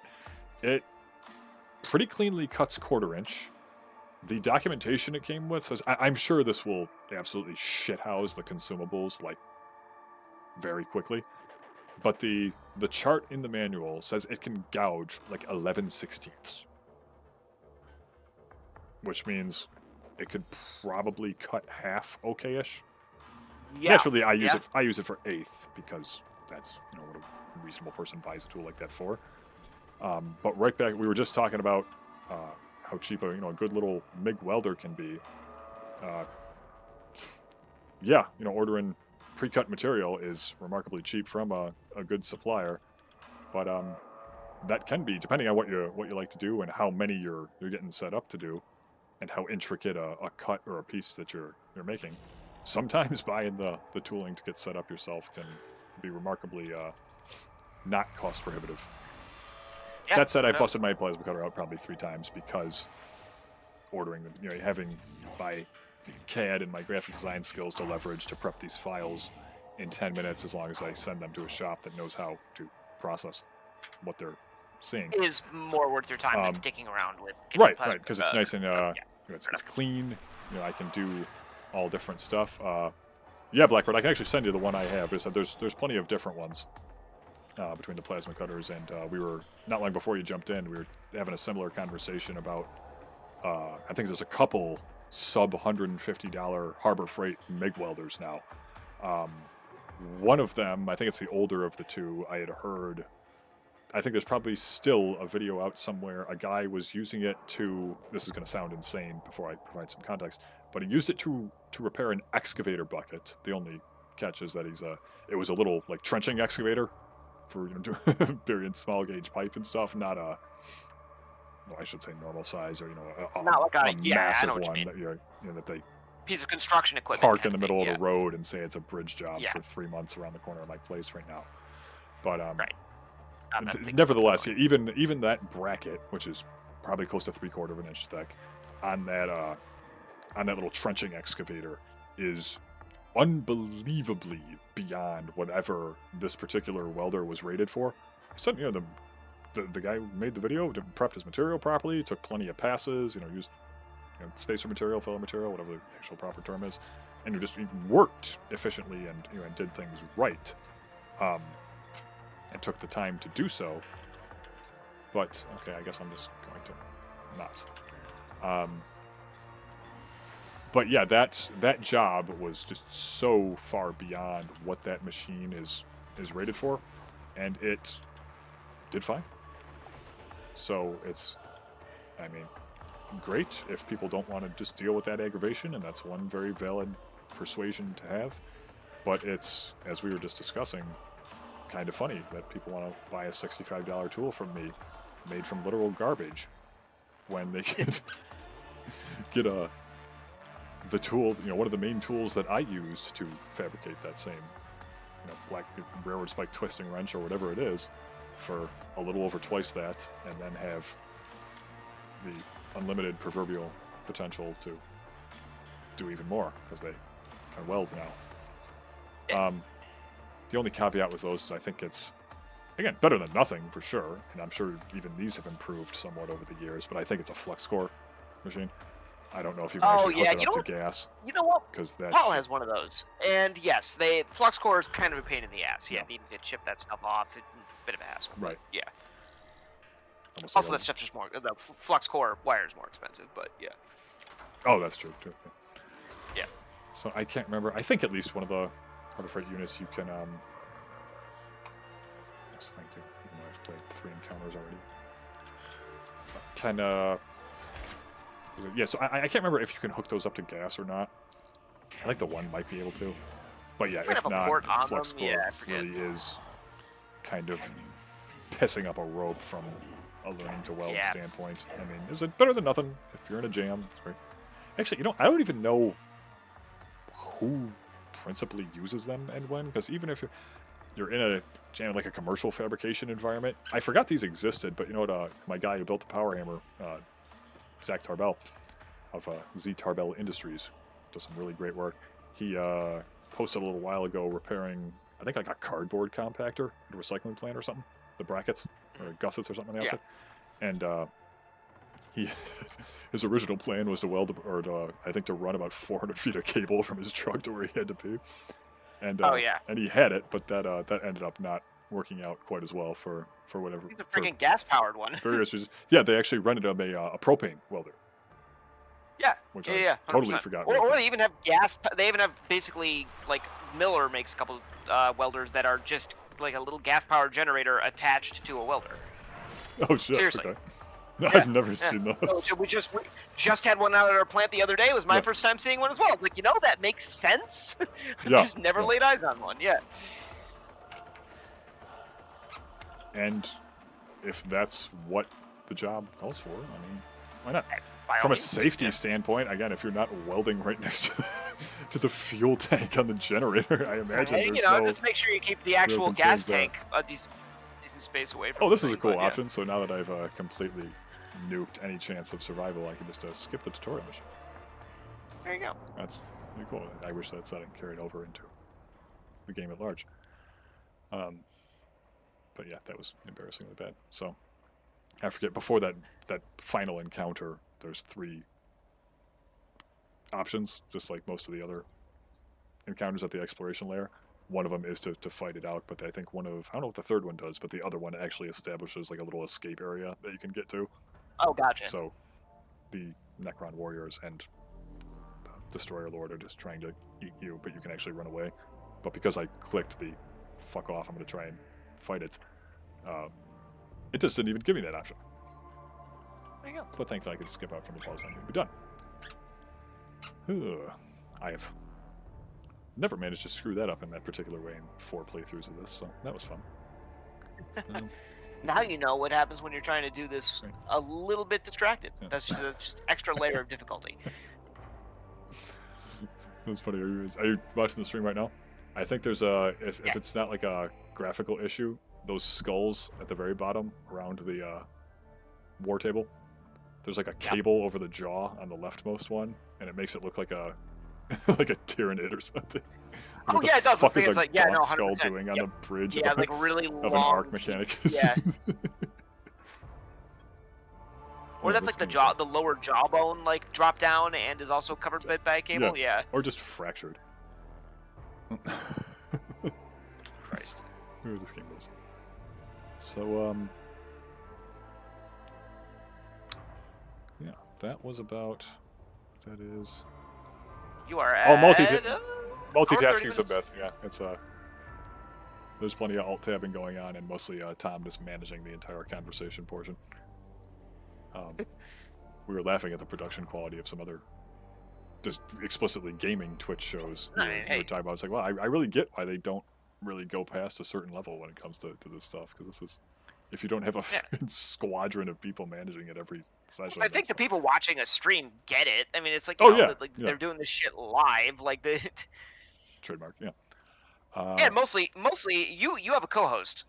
Like most of these streamers like don't even bother with that. They're just like, oh yeah, you the viewer are just going to sit here and watch me try that's to get true. this game started Or for it's like, the crap 15 we used to minutes. do of literally 5 people having a conversation, just, That too, yeah. a podcast in front of webcams, not necessarily a game or other Right. visual element as well. But that's okay. And that really does take us pretty much to the end of the main Yeah. conversation. There's still a few people hanging out, and that's good. I guess we would open it up to Q&A if we had an actual sizable audience, and we still will anyway. I guess we could just talk about C'est general la vie. projects as well in the meantime. What have you been working on that we haven't yet discussed at length privately? Anything? I'm big into actually sort of like upgrading my shop, which is just always one of those. It's like an accumulation of like infrastructure stuff that I've been meaning to do that kind of like needs to get done, like new pieces of kit that I've got need places to live, things like that, and then just like a bunch of sort of like low level annoyances that I've had with my particular space that I've wanted to fix that have now just accumulated to the point that's like, all right, now's the time to really sit down and like un-F a bunch of this stuff all at once.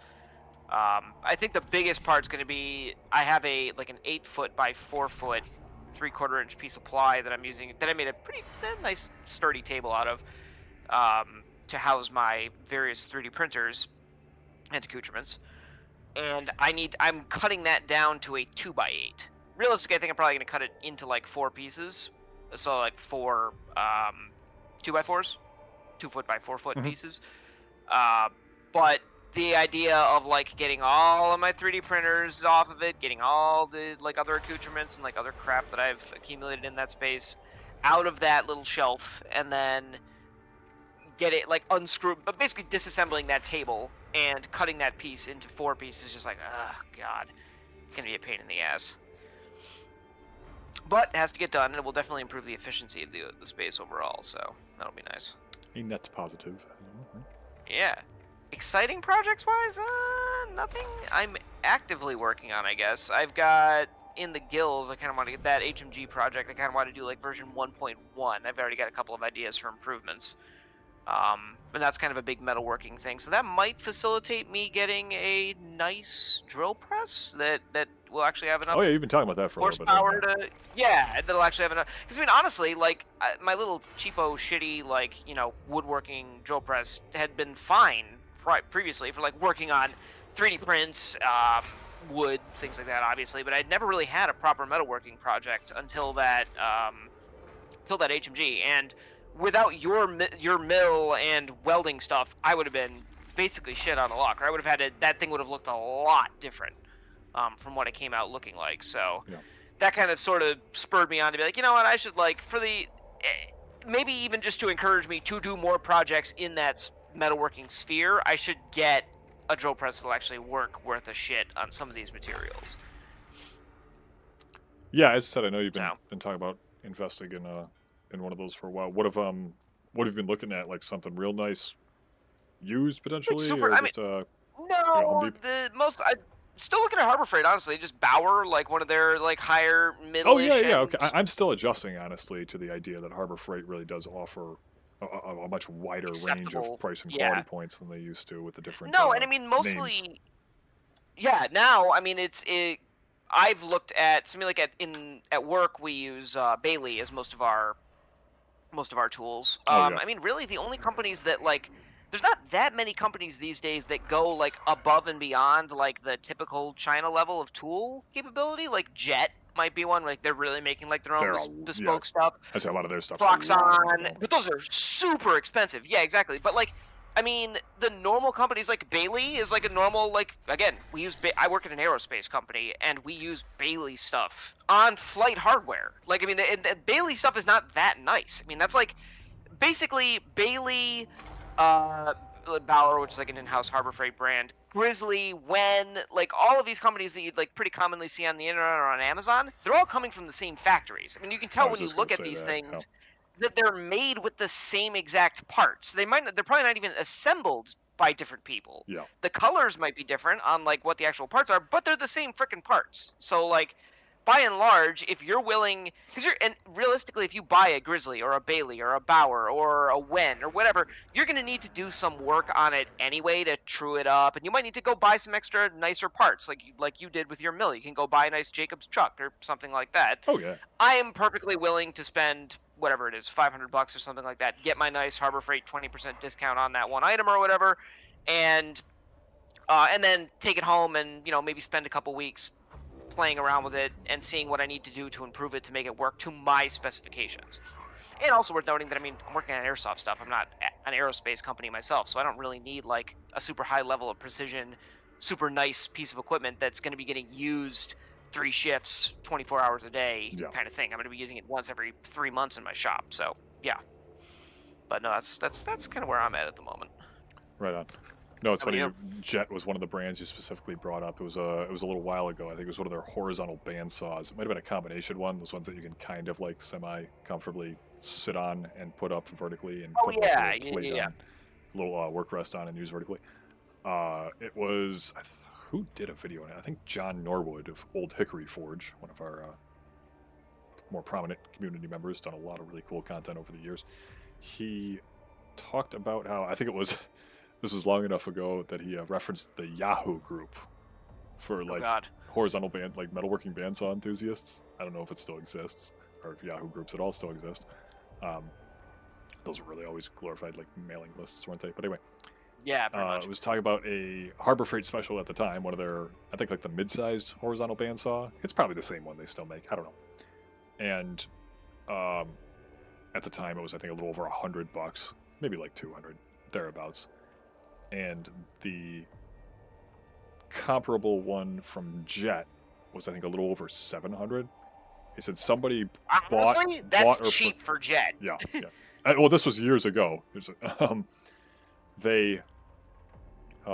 Someone got a hold of both units and broke down a lot of them, and like literally broke down, like disassembled a lot of them, and cross compared a lot of pieces. It was like remarkably similar tolerances, like all but certainly showing that they come from the same place. I don't know if that's changed that much since, but wherever they come from what I've heard about the bandsaws, metalworking bandsaws specifically from Harbor Freight, like, oh wow, back in the I-beam bookend fabrication days, like I looked up what even their bigger saw costs. I'm like, Jesus, at the $50-ish a pair I was asking, like I could it'd be remarkably little cutting before I was at the green just doing this crap. There you go. Like we have our old Dayton. That's a freaking, we think it's a Dayton. It looks like one, and there's similar ones in tool sales labeled as Daytons, but so we thankfully had it, didn't need to invest, but like, wow, it was a remarkably small investment if we had to. Yeah. I'm big into the idea of, like, I mean, the like, people dog on Harbor Freight, and, like, I get that. I mean, there's a lot of low-quality stuff that comes out of there, too. And not to say that even, like, Bauer or some of the other stuff is going to necessarily be acceptable, but at the very least, it lets you determine if you can get into something with a fairly low barrier of entry, and if it doesn't work out, not the biggest deal. You spent $500 on it. You didn't spend $6,000 on it like you would have for a Jet equivalent. Commercial unit, yeah. But if you realize that it doesn't cut the mustard for you, then you can go on to invest in something that costs you a lot more money. So, I mean, that has value. Yeah, it does. In my opinion. But yeah, as far as what I'm up to lately, I mean, not very much that you don't know about, but for the sake of our audience here, we obviously just concluded our first, in a great while, at least that made this kind of progress, potentially our first ever, one day build off of the Trench Crusade Iron Caparezza for Trench Pilgrim helmet. That went fairly well. I learned a lot about how when you lay paper templates over each other, they might look like they fit together perfectly, but when that translates into 16th-inch thick steel, you lose a lot of distance. And armor smithing is definitely its own thing for a lot of reasons. A lot of respect for those guys, yes. Another great example of people thinking it was, even 500 or more years ago, of it being, some guy with his hammer and his anvil and forge and a few very basic tools. Like, oh no, they had every manner of swage and set tooling and shaping block and everything else you can imagine to do that kind of work, especially at the higher end. And it's just And their shop probably realistically looked a lot more like, something that you might expect to see in like Industrial Revolution era paintings versus like, one guy sitting outside of a hut in the middle of some small village with a right. with a sharpening stone. Yeah. No, it goes right back to how amazingly far back it goes to see real like production chains and logistics, and begging the question, like, yes, there were things like the Bessemer process, things like interchangeable parts, around about you can still make the, I'm not doing the, depending on what you want to consider this, thing that most historians objectively agree is, started here or is defined as this, that you could argue when the Industrial Revolution or when the, industrialization really began. But like, it's not to say that like we were still making stuff, that everything manufactured ever was some like screwed up one-off before 1840, because no, fair enough, exactly. I've heard a lot of interesting stories as far as different what was the one I heard on a stream once in the 1750s? I haven't corroborated this, but like it was a pretty prominent smith who said it a while ago, Trenton Tye of Purgatory Ironworks, who tangentially inspired our project this evening, was talking about how skinning knives were a commonly traded commodity with Native American tribes in the colonial period. And, naturally, prime example of something that they were not going to sit and forge out of, carbon steel blanks at the anvil like idiots, taking, hours of shop time if they needed hundreds of these things every day. So as early as the 1750s, they supposedly had some kind of like rolling mill thing that could roll out sheets of carbon steel and stamp out the blanks. Huh. Yeah, I mean, I'd be very. Yeah. So I said I've never seen or read read about like a very specific unit of tool of that nature, but like as we've discussed multiple times, we know ancient China had power hammers.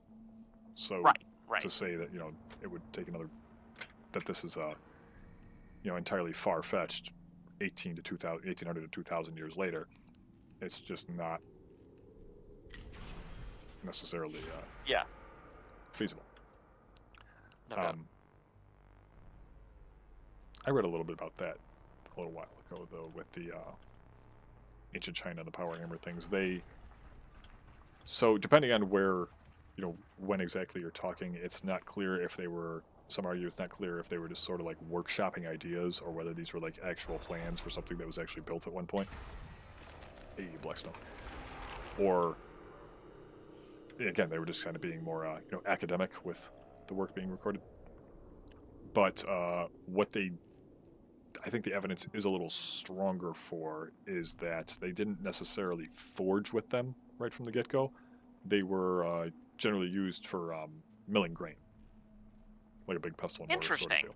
Okay. Automating. Powered by water primarily, or like was this one of those? Okay, gotcha.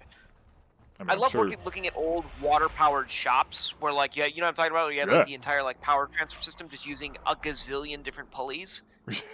Oh man, like I love that kind of classic, like those old school workshops, or like maybe not even using water, but using like this is like more modern, but like using like a single, like one of those early stationary motors or like a little steam engine, like just to power a series of belts that run throughout the shop instead of like extension cords like you'd have today. It's 100%. Yeah, the proto extension cord. I never had thought of it that way, but that's really what they were. Yeah, that's basically what it is, right? You're just transferring power from one way or another. Yeah. I guess transferring work, like motive force. Right, yeah. Right. The unbelievably sketchier extension cord. Correct. But at the same time, you stayed out of the way of them. I'm sure they. Oh, no doubt. I mean, they put them up like on the ceiling and stuff. Usually, it's like, almost like power cut, like electrical. I would say like running like, proper cabling. Yeah. Yeah. God, can you imagine the freaking maintenance on that? Or, no, I mean, now, like every like two guys in a dream brewery like has those belt powered. Remember, you know what I'm talking about? Like those the belt powered fans. Like it's like a really big thing in those Oh kinds of yeah, like yeah, yeah, yeah. where it's like it'll be There's like a just a few bunch of around fans like here. on the ceiling, but there's like a I think yeah, a couple places might have had them that may now be defunct, but yeah. God. I want to say Pearl Street might. They're I think huge, or Steelworks at least used to. had the belt powered fans. Yeah.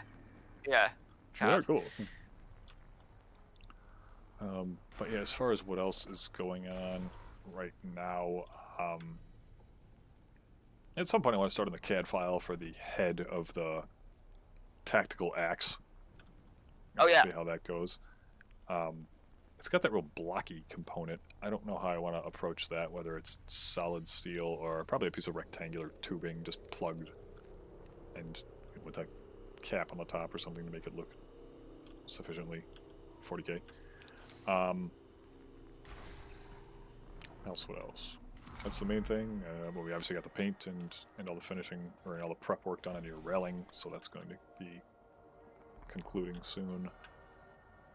Why does the servitor go first? Okay, whatever. And then finally getting this off the ground. Seems like Oh yeah. I mean, yeah. I've That's talked to probably were gonna a lot of people were busy tonight, but they really liked the idea and definitely want to tune in future. I don't know. I would just tab over to my eternal to-do list. Forever immortalized in Google Keep. Yeah. There's all the show names. Oh, of course, it's the one thing the chat's covering.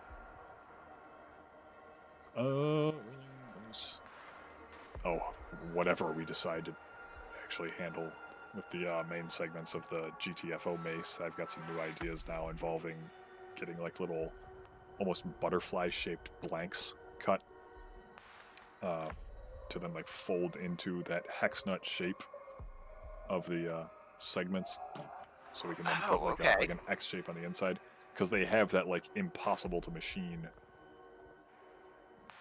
inner portion. It's like a bunch of triangle recesses. Yeah. Like, okay, we could do the next best thing by just winging it. And then it's a lot of big projects left at this point, but for smaller stuff, just getting some general market stock and their things of that nature ready. Greenhouse delay type. Probably see what's going on at the greenhouse at some point. Restock them. Oh yeah, fair enough. If they even need it. When you stocked them earlier in the year, I assume? About a month ago, yeah. Oh, okay, yeah, makes sense. Right around the peak season, yeah. Although I don't know, this year it's been pretty delayed because of the weather, so that yeah, too, might not be yeah. a bad idea He was saying that. again. So that's also good. Cool. Trying to think if I have anything else going on now. Oh, so I might as well spill the beans now. I came up with a new idea for another Dune-inspired project. I want to make rather than like an entire rebar sandworm. I got an idea for something bigger, more inspired by like the tri-mandible, like from Spice Wars or the other video games or the David Lynch movies. Or I forget who did that one old painting of like four of them attacking what looked to be like old school Sardaukar or something. It's not clear, but I digress. I ordered a print of it and it showed up destroyed. I was really pissed. But anyway, that was years ago. Top notch Shutterfly, but it was probably like FedEx's fault. Anyway, so I'm thinking about some kind of probably like 6 to 8 inch diameter like sandworm maw emerging out of the ground to put in the garden somewhere. Oh, okay. So, yeah. I got the idea thinking about after we finished the Trench Pilgrim helmet, the tail portion of like the back, the neck guard thing. Yeah. That finalmost segment kind of tapers off, but also curves over. It almost looks like the mandible of a graboid from Tremors. I'm like, oh, okay, this could kind of be a segment or a mandible of a Dune sandworm too. They would probably be a little bit flatter and not quite as complex overall, but it could be done. So I'm thinking about it, or workshopping ideas for that. Yeah. Figuring out the teeth is definitely still going to be a thing. Yeah, that's. I feel like you could work with the. I mean, I guess it would actually be a like sharps hazard, but you could use like self drilling sheet metal screws potentially. Oh, and just drive them right through. That's really not the worst idea at all. You just Again, they paint would it be to hide sharp, them. but yeah. I actually just thought about clipping because it's not going to be realistically ever touched. At that point, I'm wondering, oh, does Ideally. like epoxy play a potential role here? So I Oh thought yeah. about cutting the bristles out of our worst wire brushes and just cannibalizing them to do like the really dense spiny teeth, if that's how I want to interpret them. But we could definitely do like 16th inch rod, just lightly tack welded as well to sort of look like something with that vibe.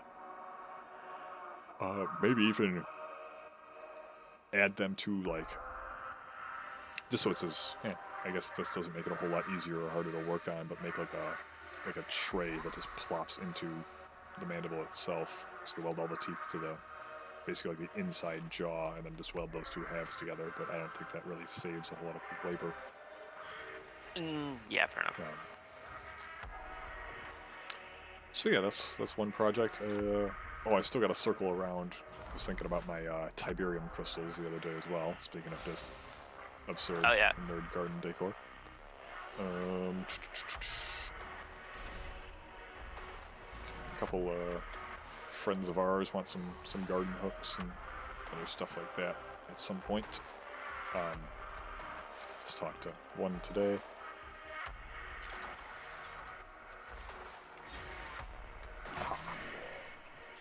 Servitors are fun in this. They give you basically the game's mana equivalent cognition points every time they're damaged or killed. Ah, okay. So they're free, unlike the other troopers, henchmen, non-tech priests. They're free to deploy, so you're very actively encouraged to just cost you any use cognition them points. to just cause ruckuses and be as much of a bullet sponge as possible to allow your priests to do more stuff. So he's just gonna vibe there. Right. There you go. So that was an opportunity attack, which are always free, which is very fun to synergize with some of these melee weapons, which cost quite a bit of cognition sometimes to actually manually attack with. So so you build a really fast priest, run him up to a target, shoot it with another guy.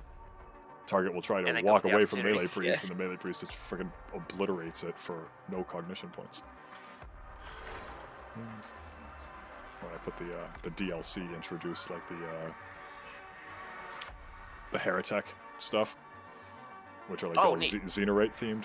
So it's a whole new like tech, not a tech tree, a tech branch, because this game doesn't have really. It's like one big old talent tree, as it were, that you can flip-flop between, and just the further you progress down one, the more that gets unlocked, but you're never shut out of other ones. Locked into one, yeah. So a lot of people actually do very particular intentional builds, like, oh, we'll dip 3 deep into Specialization 6, which might be like Explorator, which is mostly like going fast, melee focused, and then just like, the one that allows them to heal, or the one that allows them to use, there's one item that basically gives you a free dodge for very cheap. Wrecked.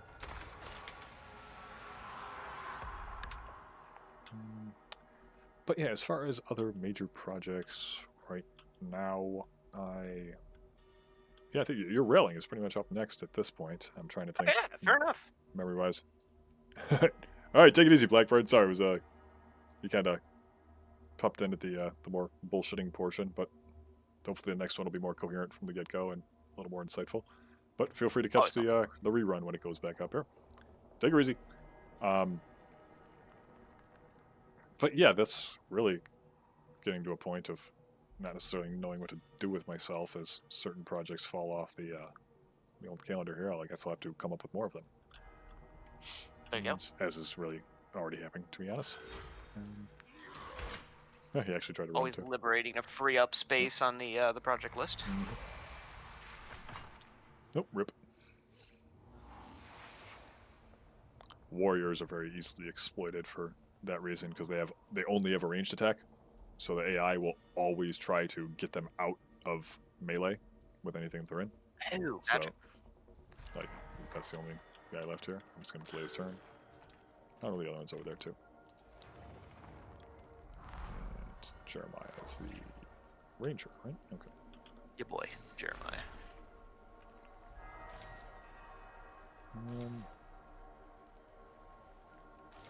So, cognition is also used to deploy troops. So between that and Yeah, using and manually abilities, attacking you is can kind of interesting. Yeah, deploy yeah. a fuckload of troops at once. Some of them attack for free, besides servitors.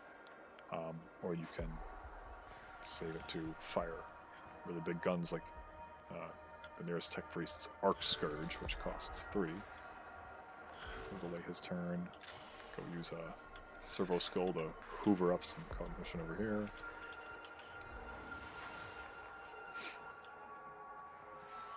And I blocked myself. Good.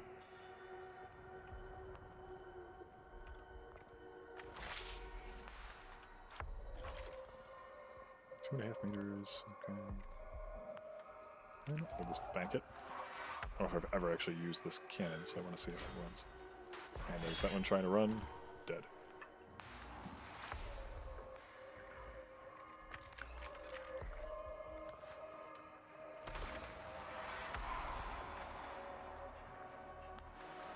Yeah, the phosphor pistols are the ones that are one of not very many weapons that can attack for free.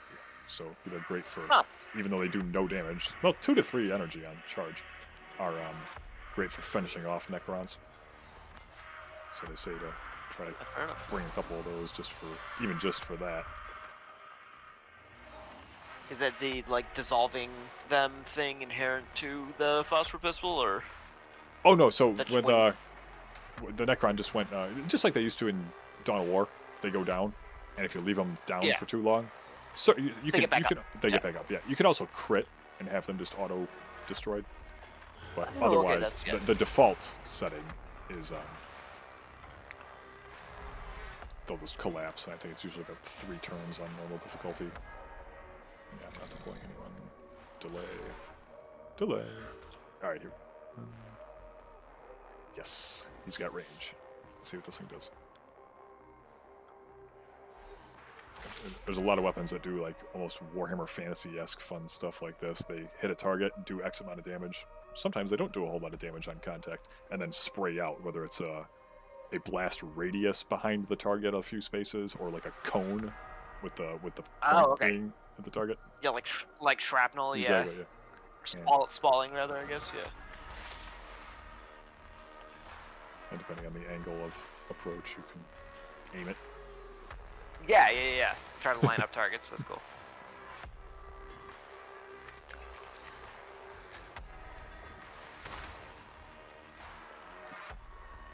Oh yeah, so the phosphor blasters, they don't do a ton of damage, but they're cool as one of very few things besides servo skulls. There's a melee weapon that does it too, actually, or an ability you can unlock in like the melee tree that reveal the statistics of the unit being attacked. So you don't necessarily just know a target's health or resistances from the get-go. You can make predictions based on like previous battles, and if you're looking, obviously if you're referencing a guide, that's another matter entirely. But otherwise, I gotta actually scan the target to make sure I'm not just pissing up a rope, blowing my wad with energy weapons on something that has energy resistance 3. In this, that's not like a temporary shield. They'll just keep soaking up to 3 damage from every energy attack until that's either broken or they're killed with something else. Okay. Yeah. So you can kill them. It just is at an uphill battle doing it that way.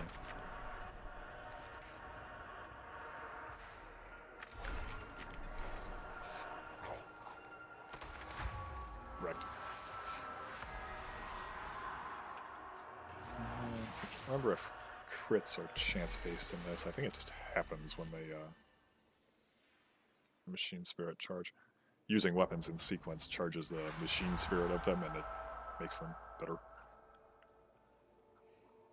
Oh yeah, this is the infamous meme of the sensor CEN SER servitor. You gotta escort through the 2. Oh God. Of course they managed to Its do sacred that. incense Gotta now have his permeates all of the structure. permission.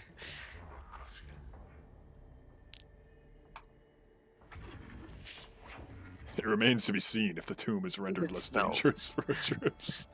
At the very least, the place is less malodorous.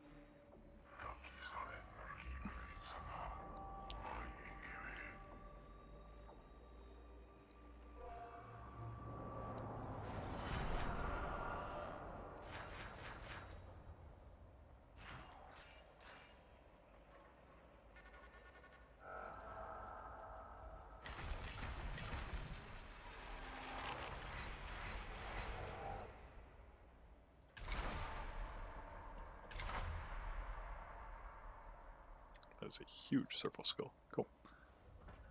Colossal. Well, I think we've covered pretty much everything we want to cover at this point. And we might as well adjourn here. So, technical hiccups early on and a little bit of meandering notwithstanding, I think that was Not bad for a hardly first run. hardly the first debut when it comes to the first time we've done this in a little while.